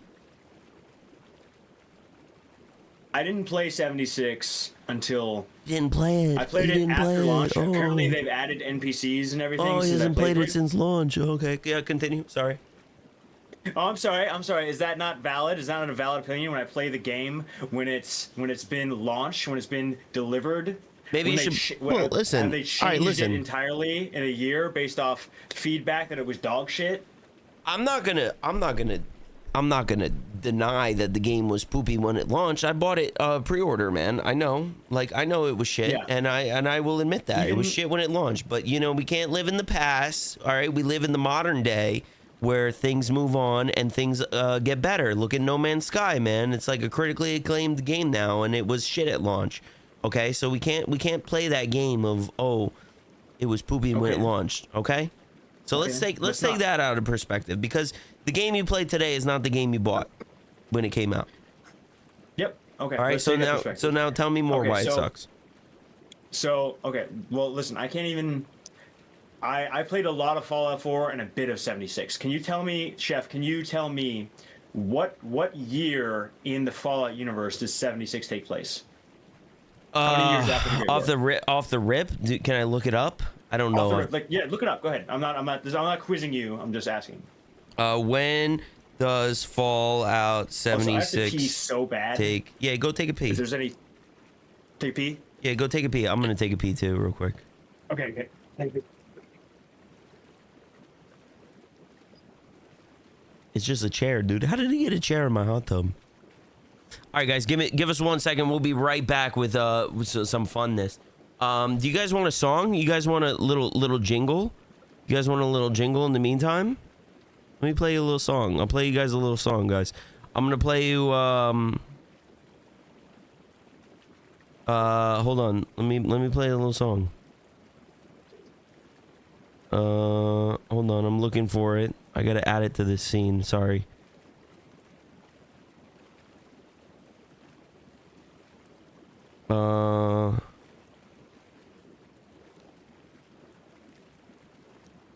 Hold on, we're not gonna play that one.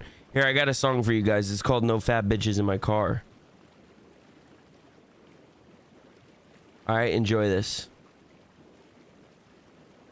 Oh my gosh, are you Shiverson Buggrub? Yeah, that's me. Hey, how's it going? Tim? Oh my gosh, we're such a big fan. yeah, We love you so much, Shiverson. You wanna go hang out with us? Sorry, ladies, you're a bit too large for me. You're so rude, Shiverson. Oh, yeah. You'll never find a lady What like is me. he Just hot tub being so hot. Saw this big girl leaning by the neon bar line, talking about riding Jeff, shotgun are you with me all night. She tried stepping into my Chevy, almost broke the side. I said, baby, you too heavy, this ain't no hayride. Bench ain't made for your biscuit and gravy rare. Trying to climb in Truck Creek, that's all I needed to hear. No the street, no lies, keep your snacks in lard. No fat bitches ever riding in my yard.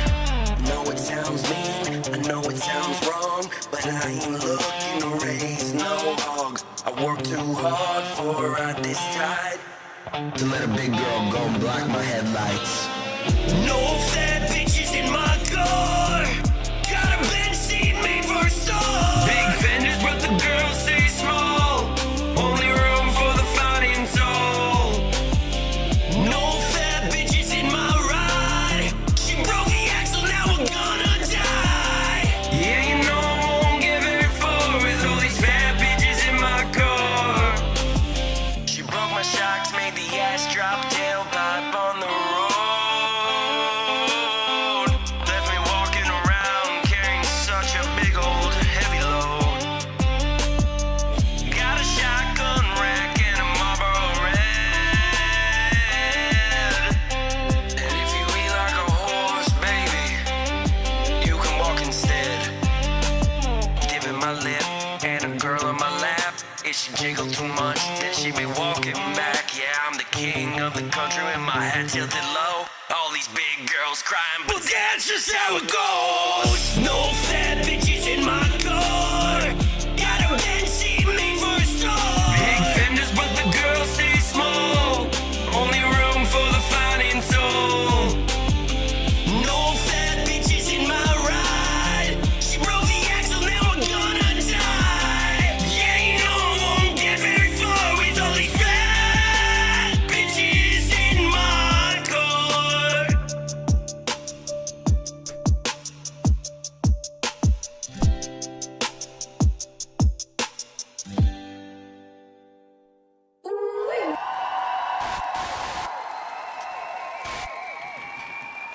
He's not back. He's not back. How you guys doing, dude? How's everybody feeling tonight? Happy Friday, everybody. Hope you guys are having a good one, dude. We're in the hot tub with Calcalacca's chair. I appreciate you guys being here. Hope you guys are having a good one, dude. Pretty Girl Josie, what's up? Shareholders, it's Mibs. Fallout 76 Oh, there is he a is. travesty. It's a Oh, complete great. Here we go. bastardization of the series. It's nothing like the original RPG elements that the series was set up as. It's 1 and 2 set up. Fallout 3 fucked up. New Vegas repaired. Then 4 fucked up further. And then 76 just wiped out. Wiped out. Why- There's but why- no RPG elements to the game. I would argue that there is RPG elements. Purple Mon, thank you for the gift. It's up. I would argue that there is RPG elements in Fallout 76. I would actually argue that it is the most RP friendly version of the game. I would Did argue you know that. Purple Moss is Angelina from season 4? Yeah, I know, dude. I spent all my fish bucks on her that in the Stoics board, and she got kicked off the show. Not happy about it. Not happy about it. Angelina, Is what it are you is. doing? Is what it is. I thought she What's was. up, I Angelina? thought she was a Angelina's my contender. I bestie. thought she was a contender, dude. She didn't have the fighting spirit. It's okay though. All right. She's my best friend. Fallout. So So I'm. Okay. I'll explain it. Right. Fallout 76 is a game that is entirely designed. Yes, it has looter shooter mechanics similar to Destiny. It does not have true RPG elements as the way that say the original games did, but it's a very different game. It's an experimental game. It's a game that is structured around really going out and making your own adventure. That's why I say it has the true RPG elements, because you can go, you can dress as whatever you want to do, you can talk to other people, you can go make the scenarios that you want to make and things like that.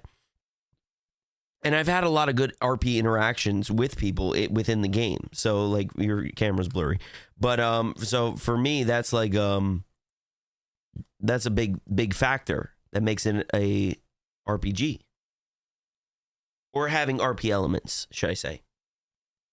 And I would argue that there is RPG elements based on how you decide you want to make your character, if you want to do a certain build or anything like that. There's always elements to how and why that you could do them. All right, I'm hold on, blurry. I'm trying You're to fix good. it. My You're bad. good. I'm trying to not be blurry. I think that,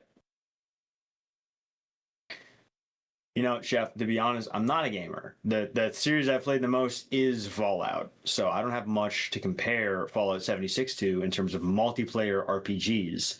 But what I know is Fallout 1, 2, and New Vegas, which were developed by the same group of people, had your but they weren't all character- developed by the same group of people. Let's be fair.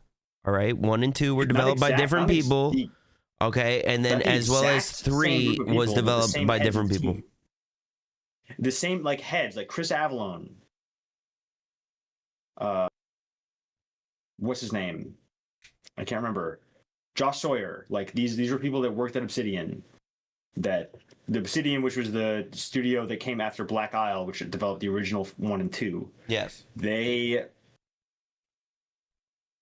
What Bethesda does is makes your character essentially an empty cup that you fill when you level up to become the best at everything.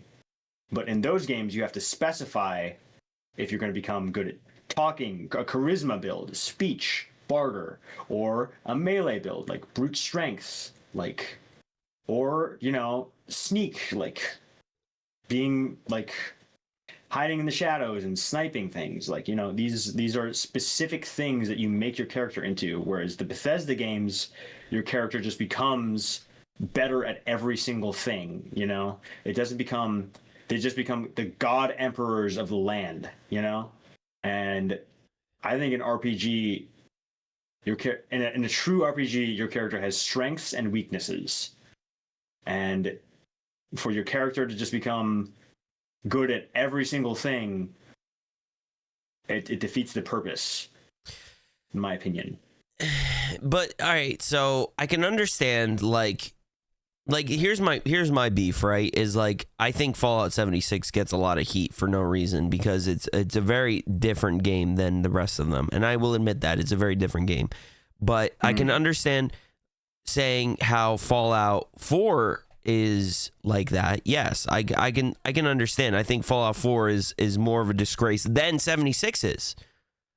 At this point in time, I think Fallout 4 is more of a disgrace than 76 is because I think 76 still does allow you a lot of RP elements, whereas Fallout 4 kind of just like gives you power armor in the beginning and makes you fight Deathclaw.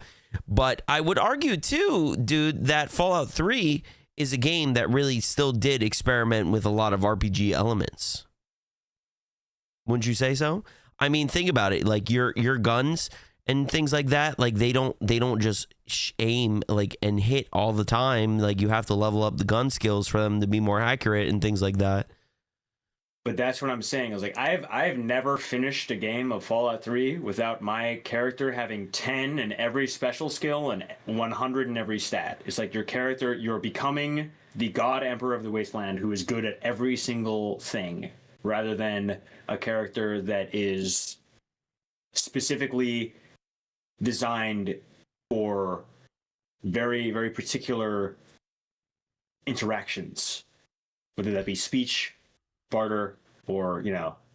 But I don't know, like, so like maybe I just look at it very differently because like I come from a world where, you know, like I'm a big GTA RP guy, right? Like I've done a lot of GTA RP and I've like, you know, everybody's pretty much equal in terms of power, and it's like, you know, it just comes to how you talk and how the stories that you can craft for yourself.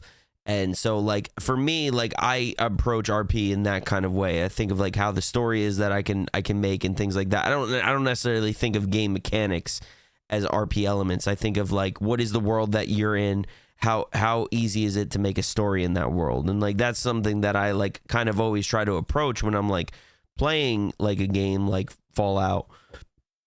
What is the story, you know? Because I try to put Chef Buggrub in, like we were doing our New Vegas story, and I try to put Chef Buggrub in New Vegas, and it's like, how can I add to the Chef Buggrub lore while also playing Fallout in a sense, right?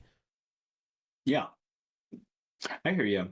And you know, that is a whole different world because it is multiplayer. And honestly, like, this is a difficult discussion for me because I gave up on Fallout after 4. Like I think that you and me need to play 76, and we need to have a good old time doing it one day. I need to clear up space on my hard drive. I think we need to have a little old Fallout 76 day. Me and you. I think you need to experience it for what it is now.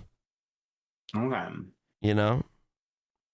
Wouldn't that be fun? Wouldn't you guys want to see that? Don't you guys want to see that? You guys want to see that, right? Listen, can I make a personal announcement? Yeah. Is it about W Energy? No. Okay.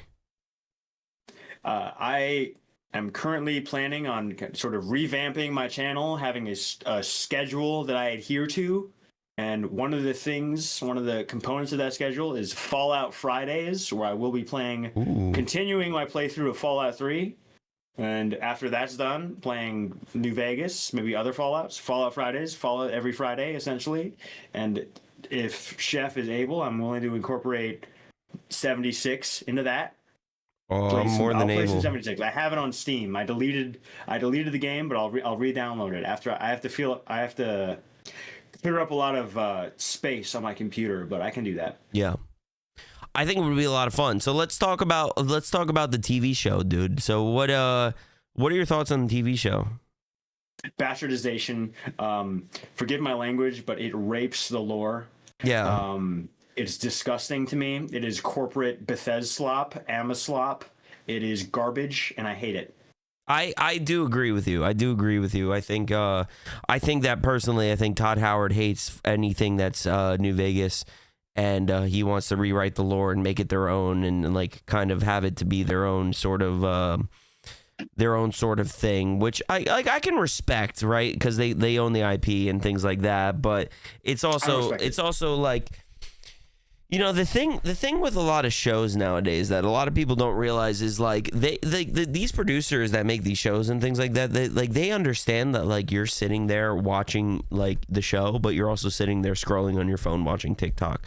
So they don't make the stories that deep to like so you can engage with it in like a real personal level.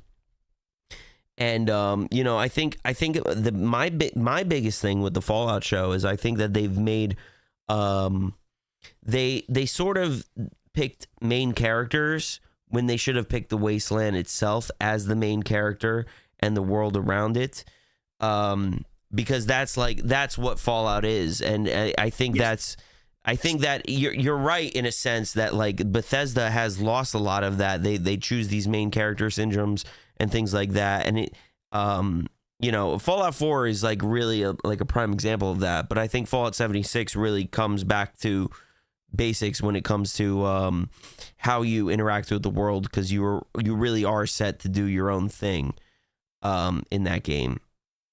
But yeah, I really wish they maybe took another route with it. And I don't hate the show. Like, I don't hate the show. I think the show is a net positive. But I do think that if you're like a hardcore fan of New Vegas specifically, the show definitely does indeed shit on the show. It shits all over the place. It shits like it just ate a bunch of beans and peppers. What bothers you the most about the show? What bothers me the most about the show?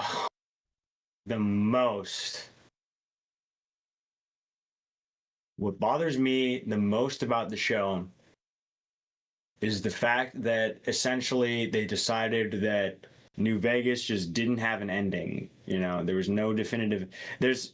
And that was the beauty of New Vegas, is that it was so wide open. There wasn't a good ending or a bad ending. There were so many endings. You could have the Legion, NCR, Mr. House, or Yes Man, which you, the player, decided. And the Yes Man ending could have been a whole sprawling event of endings. Like, you know, anything could have happened with the Yes Man ending. You could have picked anything. So they just decided, and somehow they didn't fit the New Vegas canon into any of those at all. And like what they did with Caesar's Legion, which is like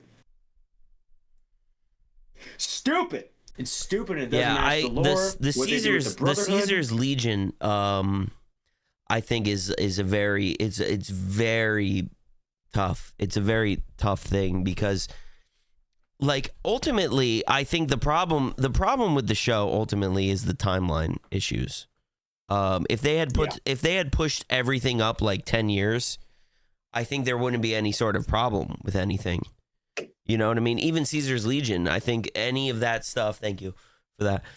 I think Caesar's Legion, any of that stuff, like if they pushed the timeline up like 10 years, there could have been a way to explain why the Legion lost its way of how it originally was, of being like this theocratic, like dictatorship sort of socialism type of vibe that they had, you know, but they chose not to just be lazy about it.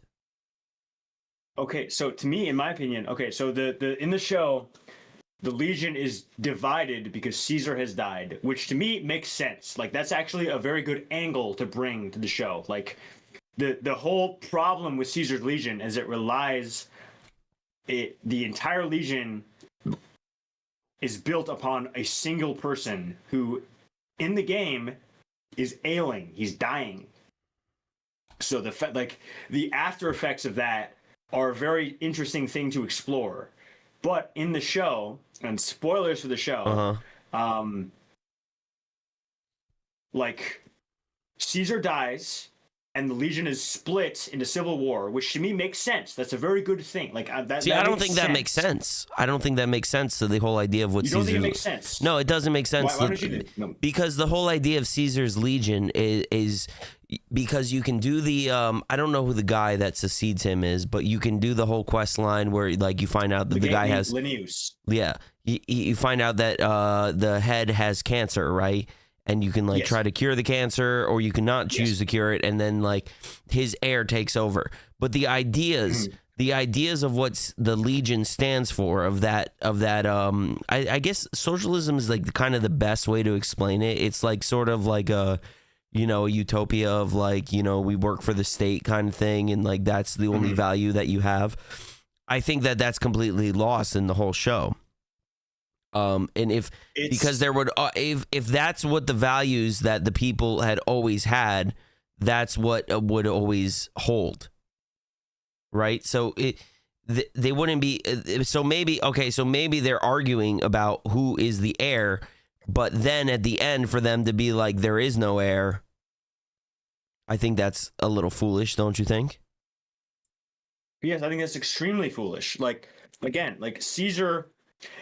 And okay, so I'm agreeing with you and disagreeing with you in some aspects. So Caesar within the game is the entire Legion is based around him personally. He is a god emperor.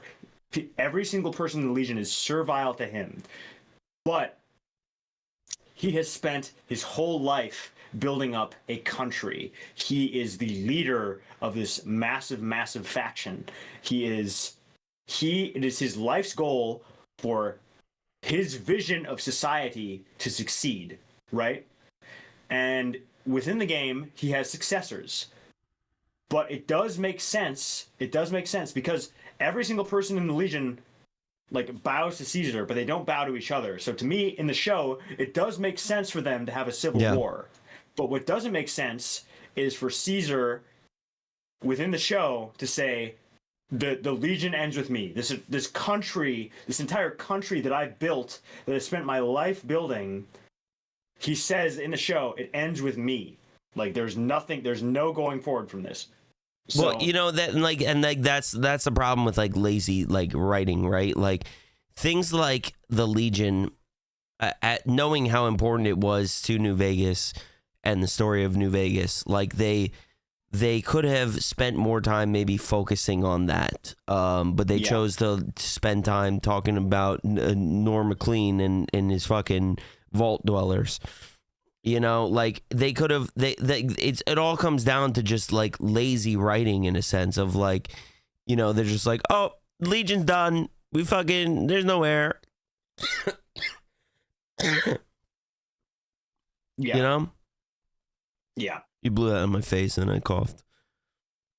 Yeah, no, and it's like they do the same thing with the NCR. Nobody knows, like, is the NCR around? Like, that Shady Sands was nuked, the capital of the NCR. Is the NCR still a country? Why? Is it not there? Explain to me. Explain to me why everybody gets excited when fucking Maximus comes in the power armor. Right? Oh, we got to include power armor. We got to take the NCR armor and we got to make it better. We got to make it power armor. right? Yeah. You know, he comes in the power armor, and everyone's like, "Oh, the NCR is here," but like, meanwhile, in Freeside in New Vegas, they do not like the NCR. Nope. How does that make sense?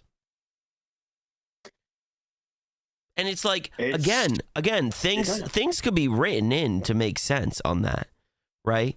It could be a simple conversation. It could be like when the ghoul is at the bar with the guy, right?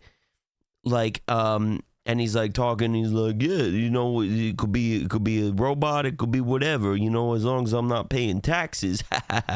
You know, like it could be a simple conversation of like, you know, the NCR came in and really took this place around and like really brought it back to what it was. You know, it could be a conversation like that, but they never dive into that stuff, and it's really disappointing. Because I mean, this is like they don't care. They don't care about people that play the games. They care about you know, someone that is vaguely aware of what Fallout is and knows these terms. Like they care about reaching the widest audience possible. Well, of course. And the widest audience possible doesn't care about the lore. They don't care about it. They just know, like they played New Vegas for 3 hours in fucking 2012, and they get the basic concepts of it. But it's easier to just like look at the factions, the pre-existing characters as like, you know, action figures to move around and rewrite. Yeah. Rather than like following an established lore, because that's harder. That's harder to do. And you know what? The writers of the Amazon official Fallout show, they don't have time to put 100 hours into Fallout New Vegas. They don't have time for that. What they need to do is write the show. So I agree. All right, we're gonna you good on time right now? I'm here all night, buddy. All right, sick. All right, guys, we're going to take some questions from chat. If you guys have any questions for me or Calculaca, please put them in chat. Let's get some questions going. They could be Fallout related. They could be Sardine Tin related. They could be his talk show related. Anything like that. Now is the chance for chat to shine, baby. So let's get those questions rolling. Are you cool if I read chat now?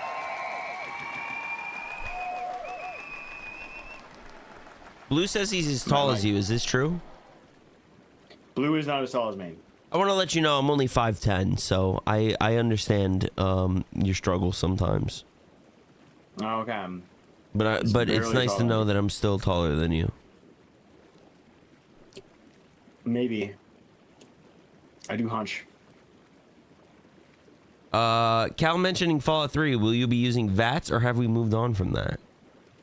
For you, Stairs, I'll try and remember to use VATS. I play Fallout, I don't use VATS. I find it more fun and engaging to just aim like it's a regular video game. But I know how much you like VATS, Stairs. I'll do my best to remember to use VATS. It's not a habit. It's not even a habit.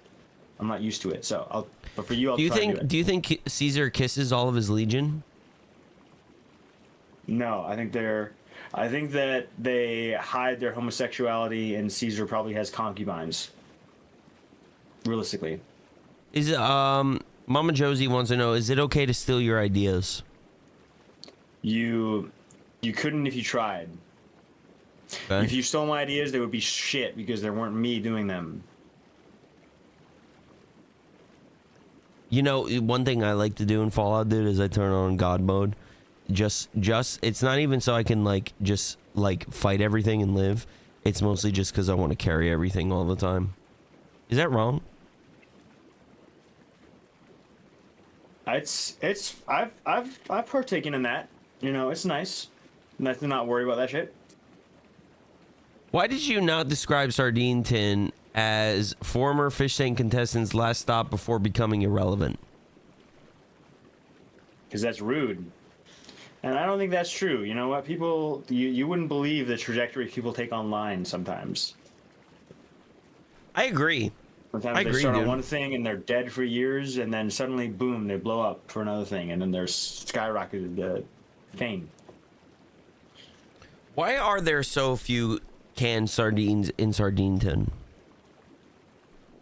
We did a sardine tin eating challenge on the full official season, and Stone Fox, who's currently in El Salvador and on El Estanque, had to do a punishment where he ate several cans of sardines.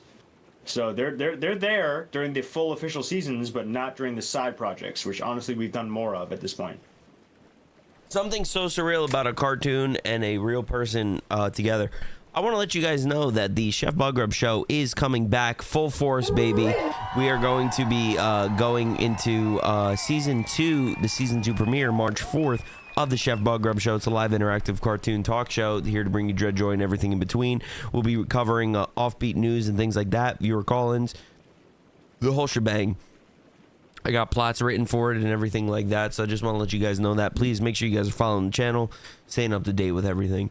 That sounds very interesting. Honestly, I'm actually very excited. Chef, like I said, Chef, and I'm gonna do a bit of glazing here. Like, I don't watch or care about streamers other than my friends in the circle that I formed.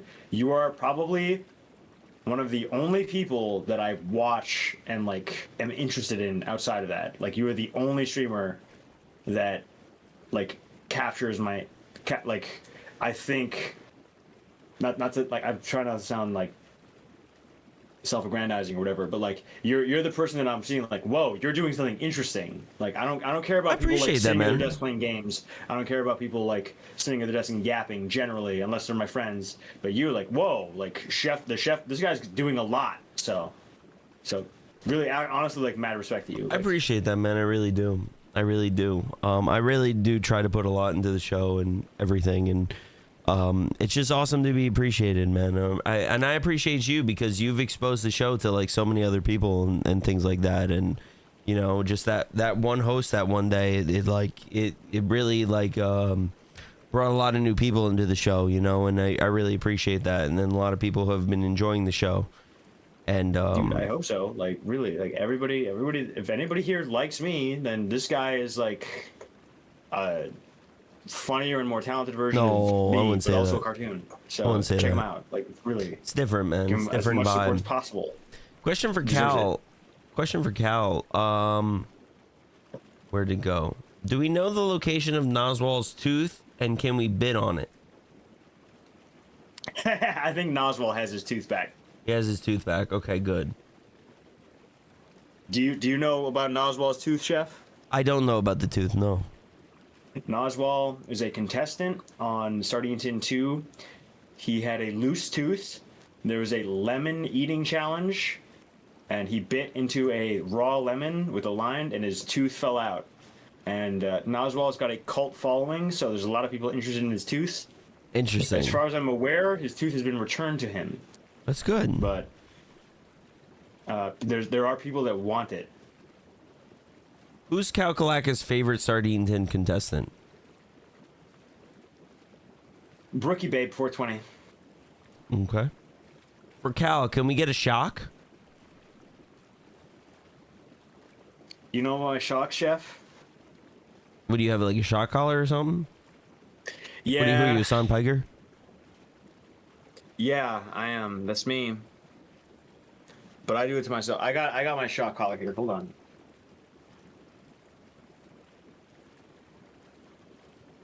Trying to find more questions, but you guys keep chatting, right, so I can't scroll up. I'll give myself a shock on the shock collar if Chef can get a sub. There you go. Ooh, son. If we can get a sub for Chef, then I'll give myself a shot. That's how it works. You give the sub, you get a shock. What do we got? What do we got?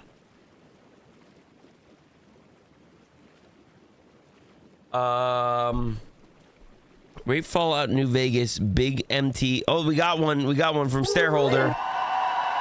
Make you stairs older. And Ketamine Abuser. Oh, you got. And we got one from Ketamine Abuser. You've also got a Abuser. subscription, like, to your channel. And Mimesis. And Mimesis. Mimesis supported. Mimesis. This is great, dude. I don't have to do any sort of challenges. You could just do them for me. Yeah. Yeah, you should make your. You should your come hot on my tub show more guests often. Yeah, for sure, buddy. Ketamine, thank you again. Thank you for the gifted. Real Clegga, dude. Thank you for the 5 gifted, man. Holy shit, dude. You gotta shock yourself hard, man. Wait, should I get out of the hot tub? Should I be worried about this? Should I be worried about this? I might have to get out of the hot tub. Very good. I'm sorry. I'm just having trouble connecting it. Clicking in the back of my neck. I'm sorry. I'm working on it. Shout out to Clegg. Thank you guys for all the subs, for real. Thank you guys so much. I really appreciate it. Yeah. I'm sorry. I don't mean to step on you. Do you remember the first time we ever spoke and like one of like my audience members subbed to you and I was like, "Yo, thanks 1-800," and you were like, "Hey, that's my job." Yeah. You know, we play into the bit. We play into the bit, dude. We play into the bit, you know what I mean? Yeah, it's force of habit. Like I know my boys, and I'm thankful for my boys. While you're connecting that, dude, rate the Fallout New Vegas Big MT DLC 1 through 10.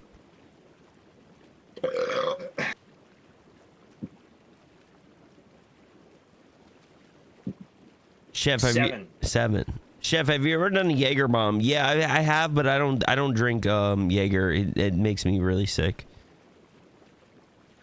Who is Calculaca and why is he so kissable? He's the guy next to me. Kissable.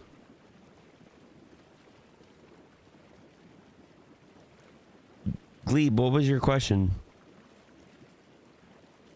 Okay. I want to honor all the shocks that people sub for. So that's one from Stairs. Ah. Oh God. I felt a little movement there. Yep. Huh? Felt a little movement there. Yeah, it hurts. One from Mimesis. Ah. One from Ketamine Abuser. Free Kaya, dude. And then 5 from Clegg. Oh my gosh. They're especially painful on the spine. Fuck. Clegg. I feel the pain for you. Oh God. It's all part of the job. God, and you got another one, Pill Enjoyer. You gotta keep going. Thank you, Pill Enjoyer, for the gifted. 2 from Clegg. Thank you to Pill. Dude, Pill never subs. Dude, Pill is a kicks guy. I very rarely see Pill sub, dude. It's honestly an honor. Who's your favorite president? Oh. 4 Fuck, man. I feel bad for the guy. You guys really do this to him all the time? I've done this to myself, honestly, probably over not 1,000 times. This is what you do for subs? The fuck? Where's Zach? Oh, you got another one, dude. Is that? Oh God! It's not ending. It's not. IRL friend. Oh my God! Ston Jewett, my best IRL friend. Thank you. It's not ending, dude. Oh God! My best IRL friend. I think I got 2 more for Clegg. Oh my God. 5 for Clegg. Oh my God! Pill Enjoyer. Poor man, you guys really do this to him all the time? It's fucked up. Yeah. Bro, this is my life. And he's not getting paid for this. Oh God. I'm not getting paid for this? Well, we'll talk about that later. Bro. We'll talk about that later. We'll talk about that later. Okay. You're right. Who's your favorite president? So let's talk about that later. Where is Zach? My best IRL friend, Ston Jewett. Thank you. Okay. Oh God. Hell yeah, Pill Enjoyer. Hey, make sure you guys use promo code SardineTin on WEnergy.com. Dude, what the fuck are you talking about, dude? I don't even know Who's your favorite president? People want to know.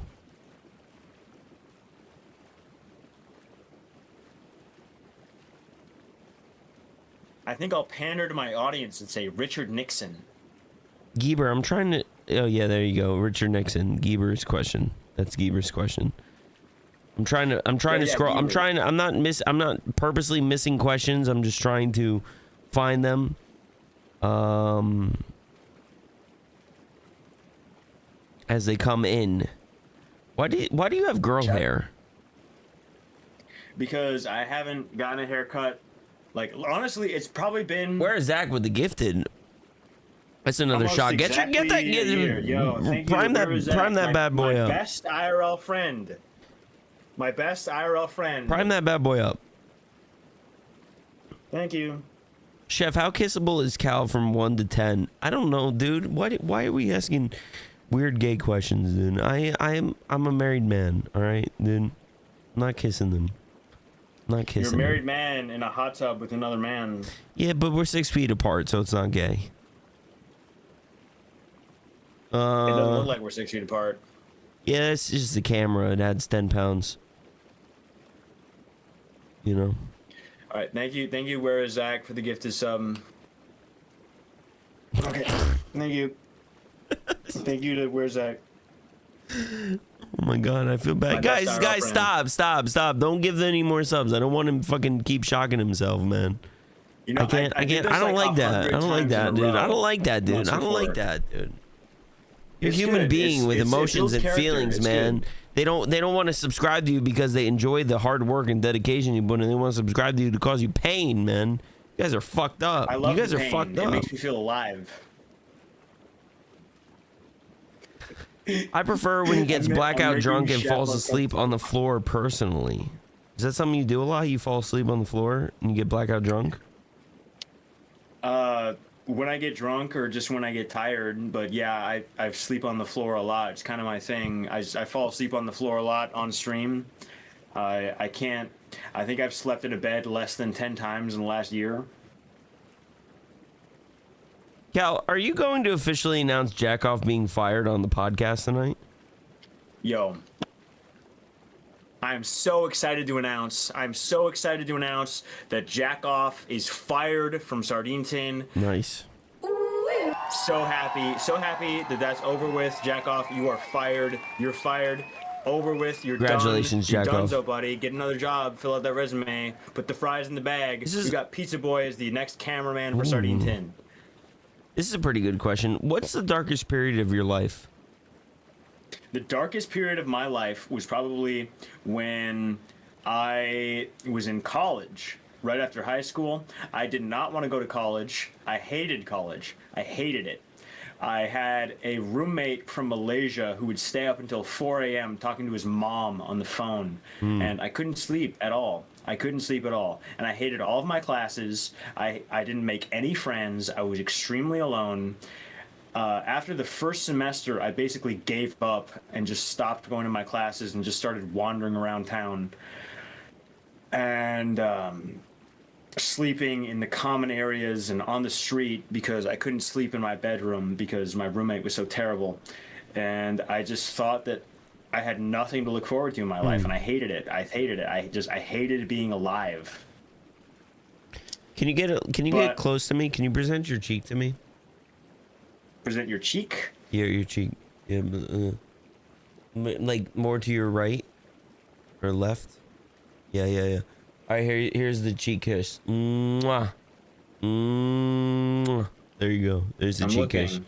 Sorry, I had the people ask for a cheek kiss. I better see this. I gave it. You're good. Did you miss it? I'm trying to see it. I think I've got a pretty significant delay, it looks like.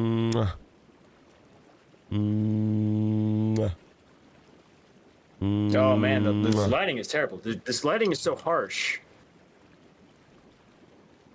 I think you're trying to extort me out of more kisses, man, and I don't appreciate that. If you could choose anything for your last meal, what would it be? No restrictions.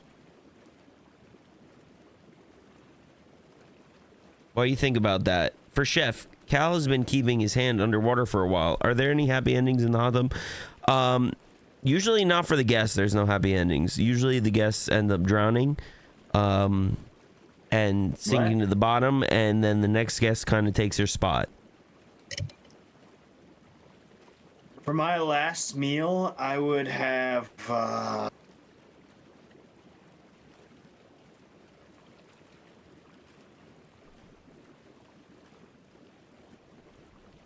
Man, I'm not a foodie.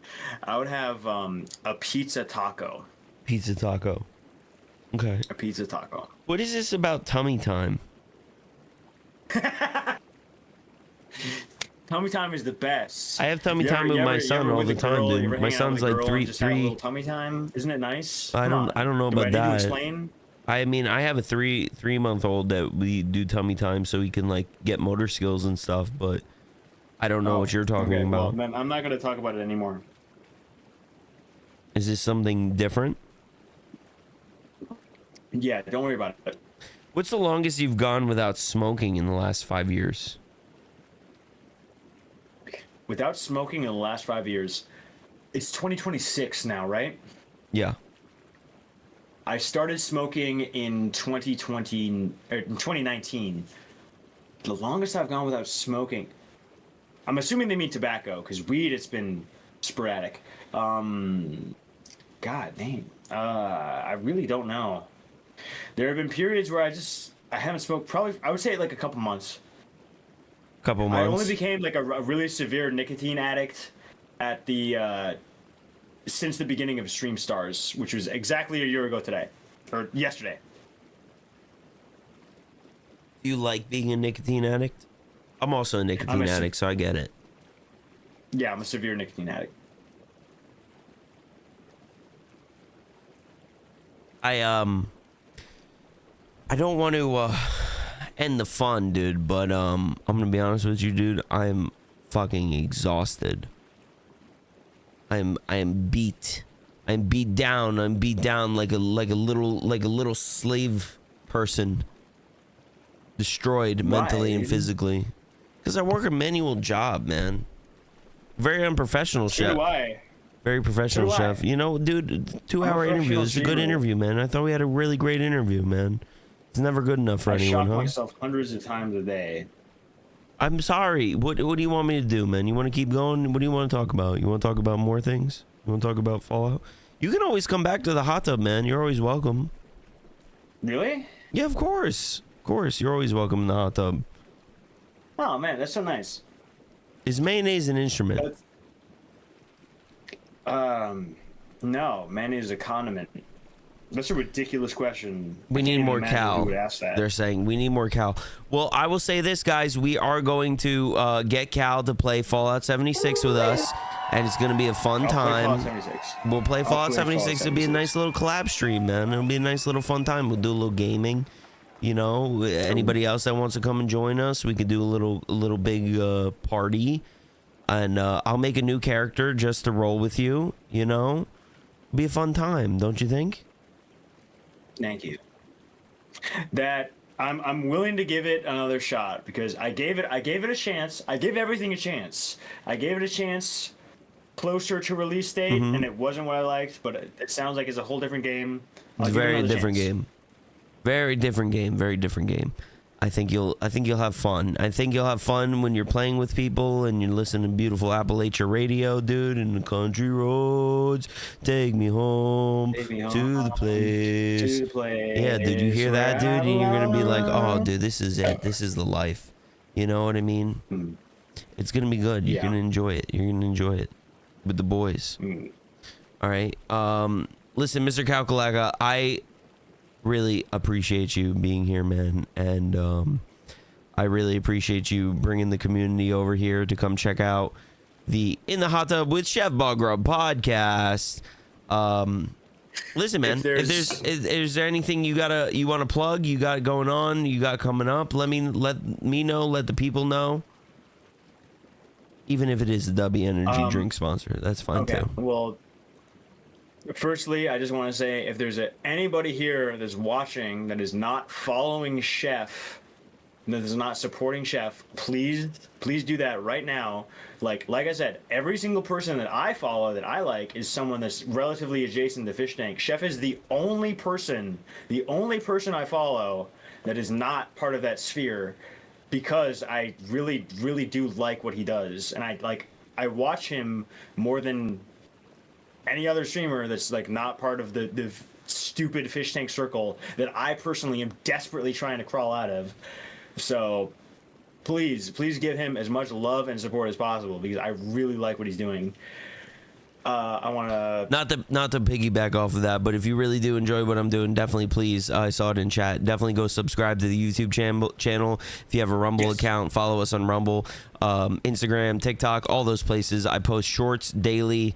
I'm very consistent with everything. I try to post at least every day, at least something every day, and you might even see a Kyle Kalaka clip on the on there too.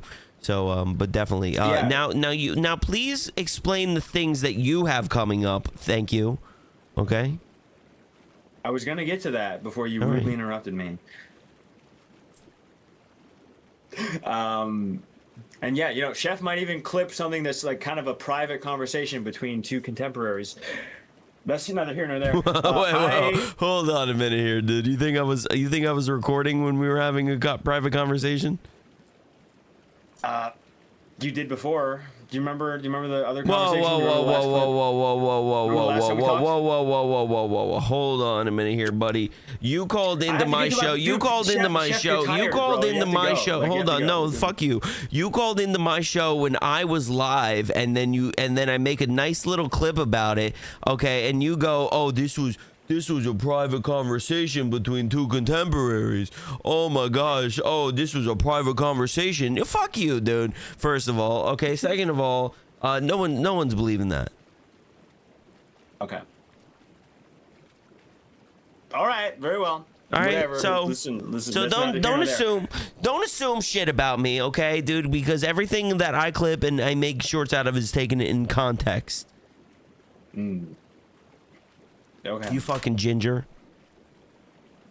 Dude, I'm not a ginger. I have whatever. light brown hair. All right. Now you can plug your shit. Now plug your shit. Plug your shit. Plug your shit. Okay. I'm on kick.com/Kalkalaka. I'm planning on revamping my streams as of next week. I'd like to have a schedule set up, but honestly, I'm trying to fucking survive right now. Like I can barely manage my own time, so I'm working on it. But I want to start streaming again. I want to like redo things. I want things to be nice, clean. Have a schedule. Have again things like Fallout Fridays. What else? Community service days. IRL. You'll see what that is like. I want to completely redo the channel, and the more Takalaka shows soon. I'm cooking, guys. I'm cooking. Trust me. Trust the clan. Along with that, we've got Sardine Tin. Next season of Sardine Tin is going to be starting after season 5 of Fishtank. We've got a theme picked out. We've got a sponsor. I can't remember anything about the sponsor right now, unfortunately. W Energy. I don't even know. I'm gonna have to double check that.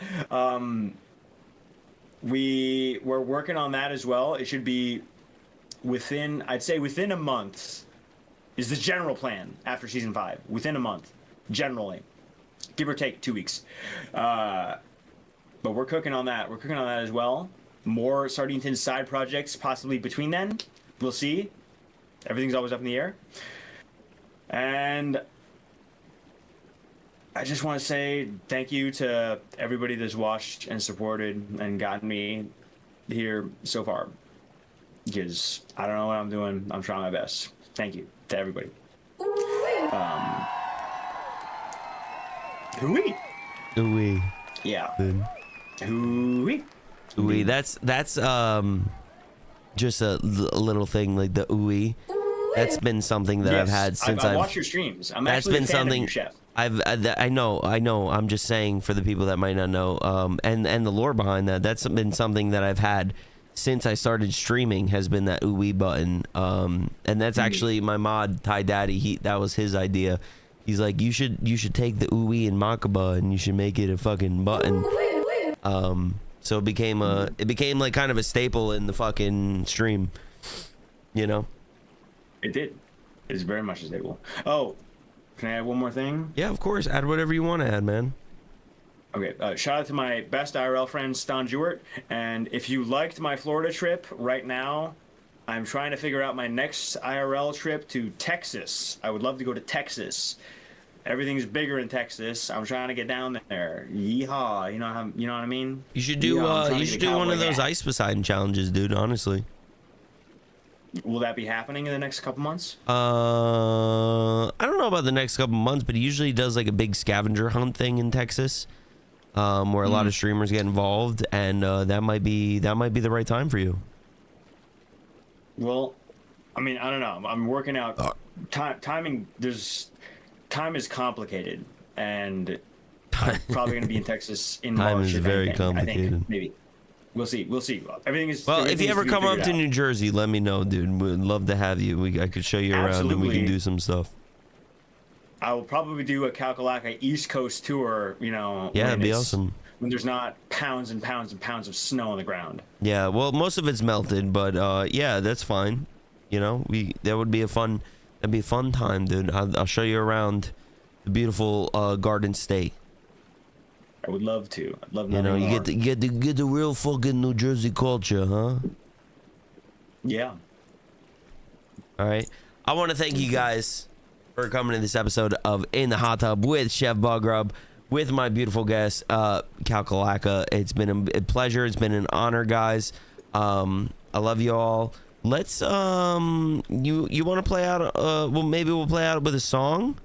We'll play out with a song. Do you have anybody that you would like to host? Is there anybody live that we'd like to host, guys? I'd love to send a host to somebody beautiful. May I make a suggestion? Yeah, of course. Right now, I'm not sure how aware of you are of this, Chef, but there is another Fishtank offshoot project, El Estanque. It's in El Salvador. Oh shit! Sorry. Sorry. No, I accidentally added something to the scene and it played while you were talking. Hold on. Let me get the host. How do I spell this? I will spell it for you, and I will make sure it's case sensitive. It is capital EL, capital ESTANQUE, Elistanque.live. Yes. Okay. Well, there's no dot in the kick thing. It's capital LIVE. Capital EL, capital ESTANQUE, capital DOT, capital LIVE. Okay. They don't have a profile. I found it. Okay. All right, with that said, guys, dude, thank you guys for coming to this episode of In the Hot Tub with Chef Buggrub. We're going to host out. We're going to play a song. We're going to play a beautiful song. All right, we're going to play it out with a beautiful song. This is Long Haul by Jefferson. This song is available on Spotify. You guys can go listen to it. And I want to let you guys know that the Chef Buggrub Show, the most interactive live cartoon show, will be back on Wednesday, the 4th. All right. Please make sure you guys are following the channel. Stay up to date with everything. And we were going to have some cool shit going on, dude. Some cool shit going on, dude. All right, this is Long Haul by Jefferson. Follow Chef. Yeah. What's up, Chef? Jefferson. I'm big rigging, baby. See you in a week. Long haul. That's how we go. I'm hitting it for my boots be hitting the floor. Coffee in my cup and I'm walking out that door. Diesel in my veins as I work in kind. Got a rig full of freight and a deadline to find. Mile marker flying, I ain't got the time. CB buzzing, yeah, they know that I'll be hard to find. Back roads twisting, big sky wide, and a picture of my baby riding shotgun side. She said I don't need roses or city lights, just a man who works and holds me tight. So I give her that hammer swinging, wrench turning, truck rumbling love. I got 18 wheels rolling down the line, working these hands like it's overtime. Smokestacks blowing, I hit that gas with a paycheck, dreaming I can make it last. Hard road, but it's mine to own. I'm a long haul baby, born fully grown. From dirt to docks, I put in that work. Ladies love a man who's built from the earth. Ladies love a man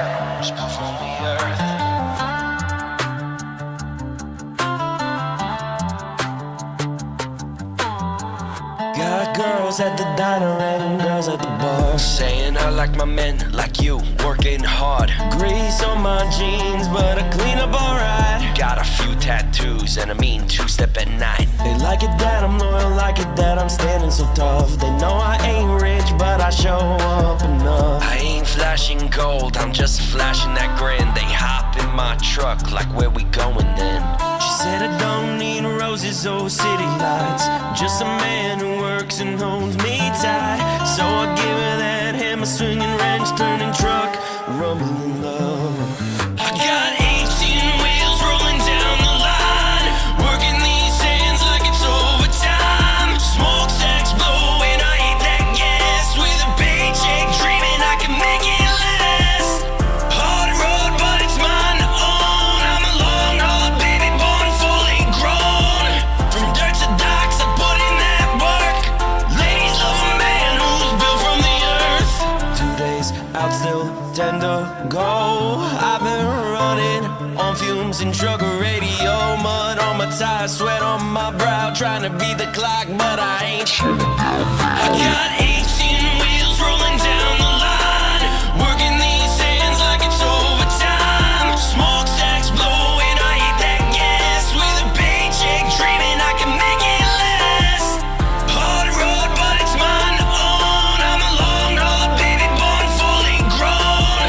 From dirt to docks I put in that work, ladies love a man who's built from the earth. 500 miles down, 500 more to go. It's the Jefferson way. You know the road.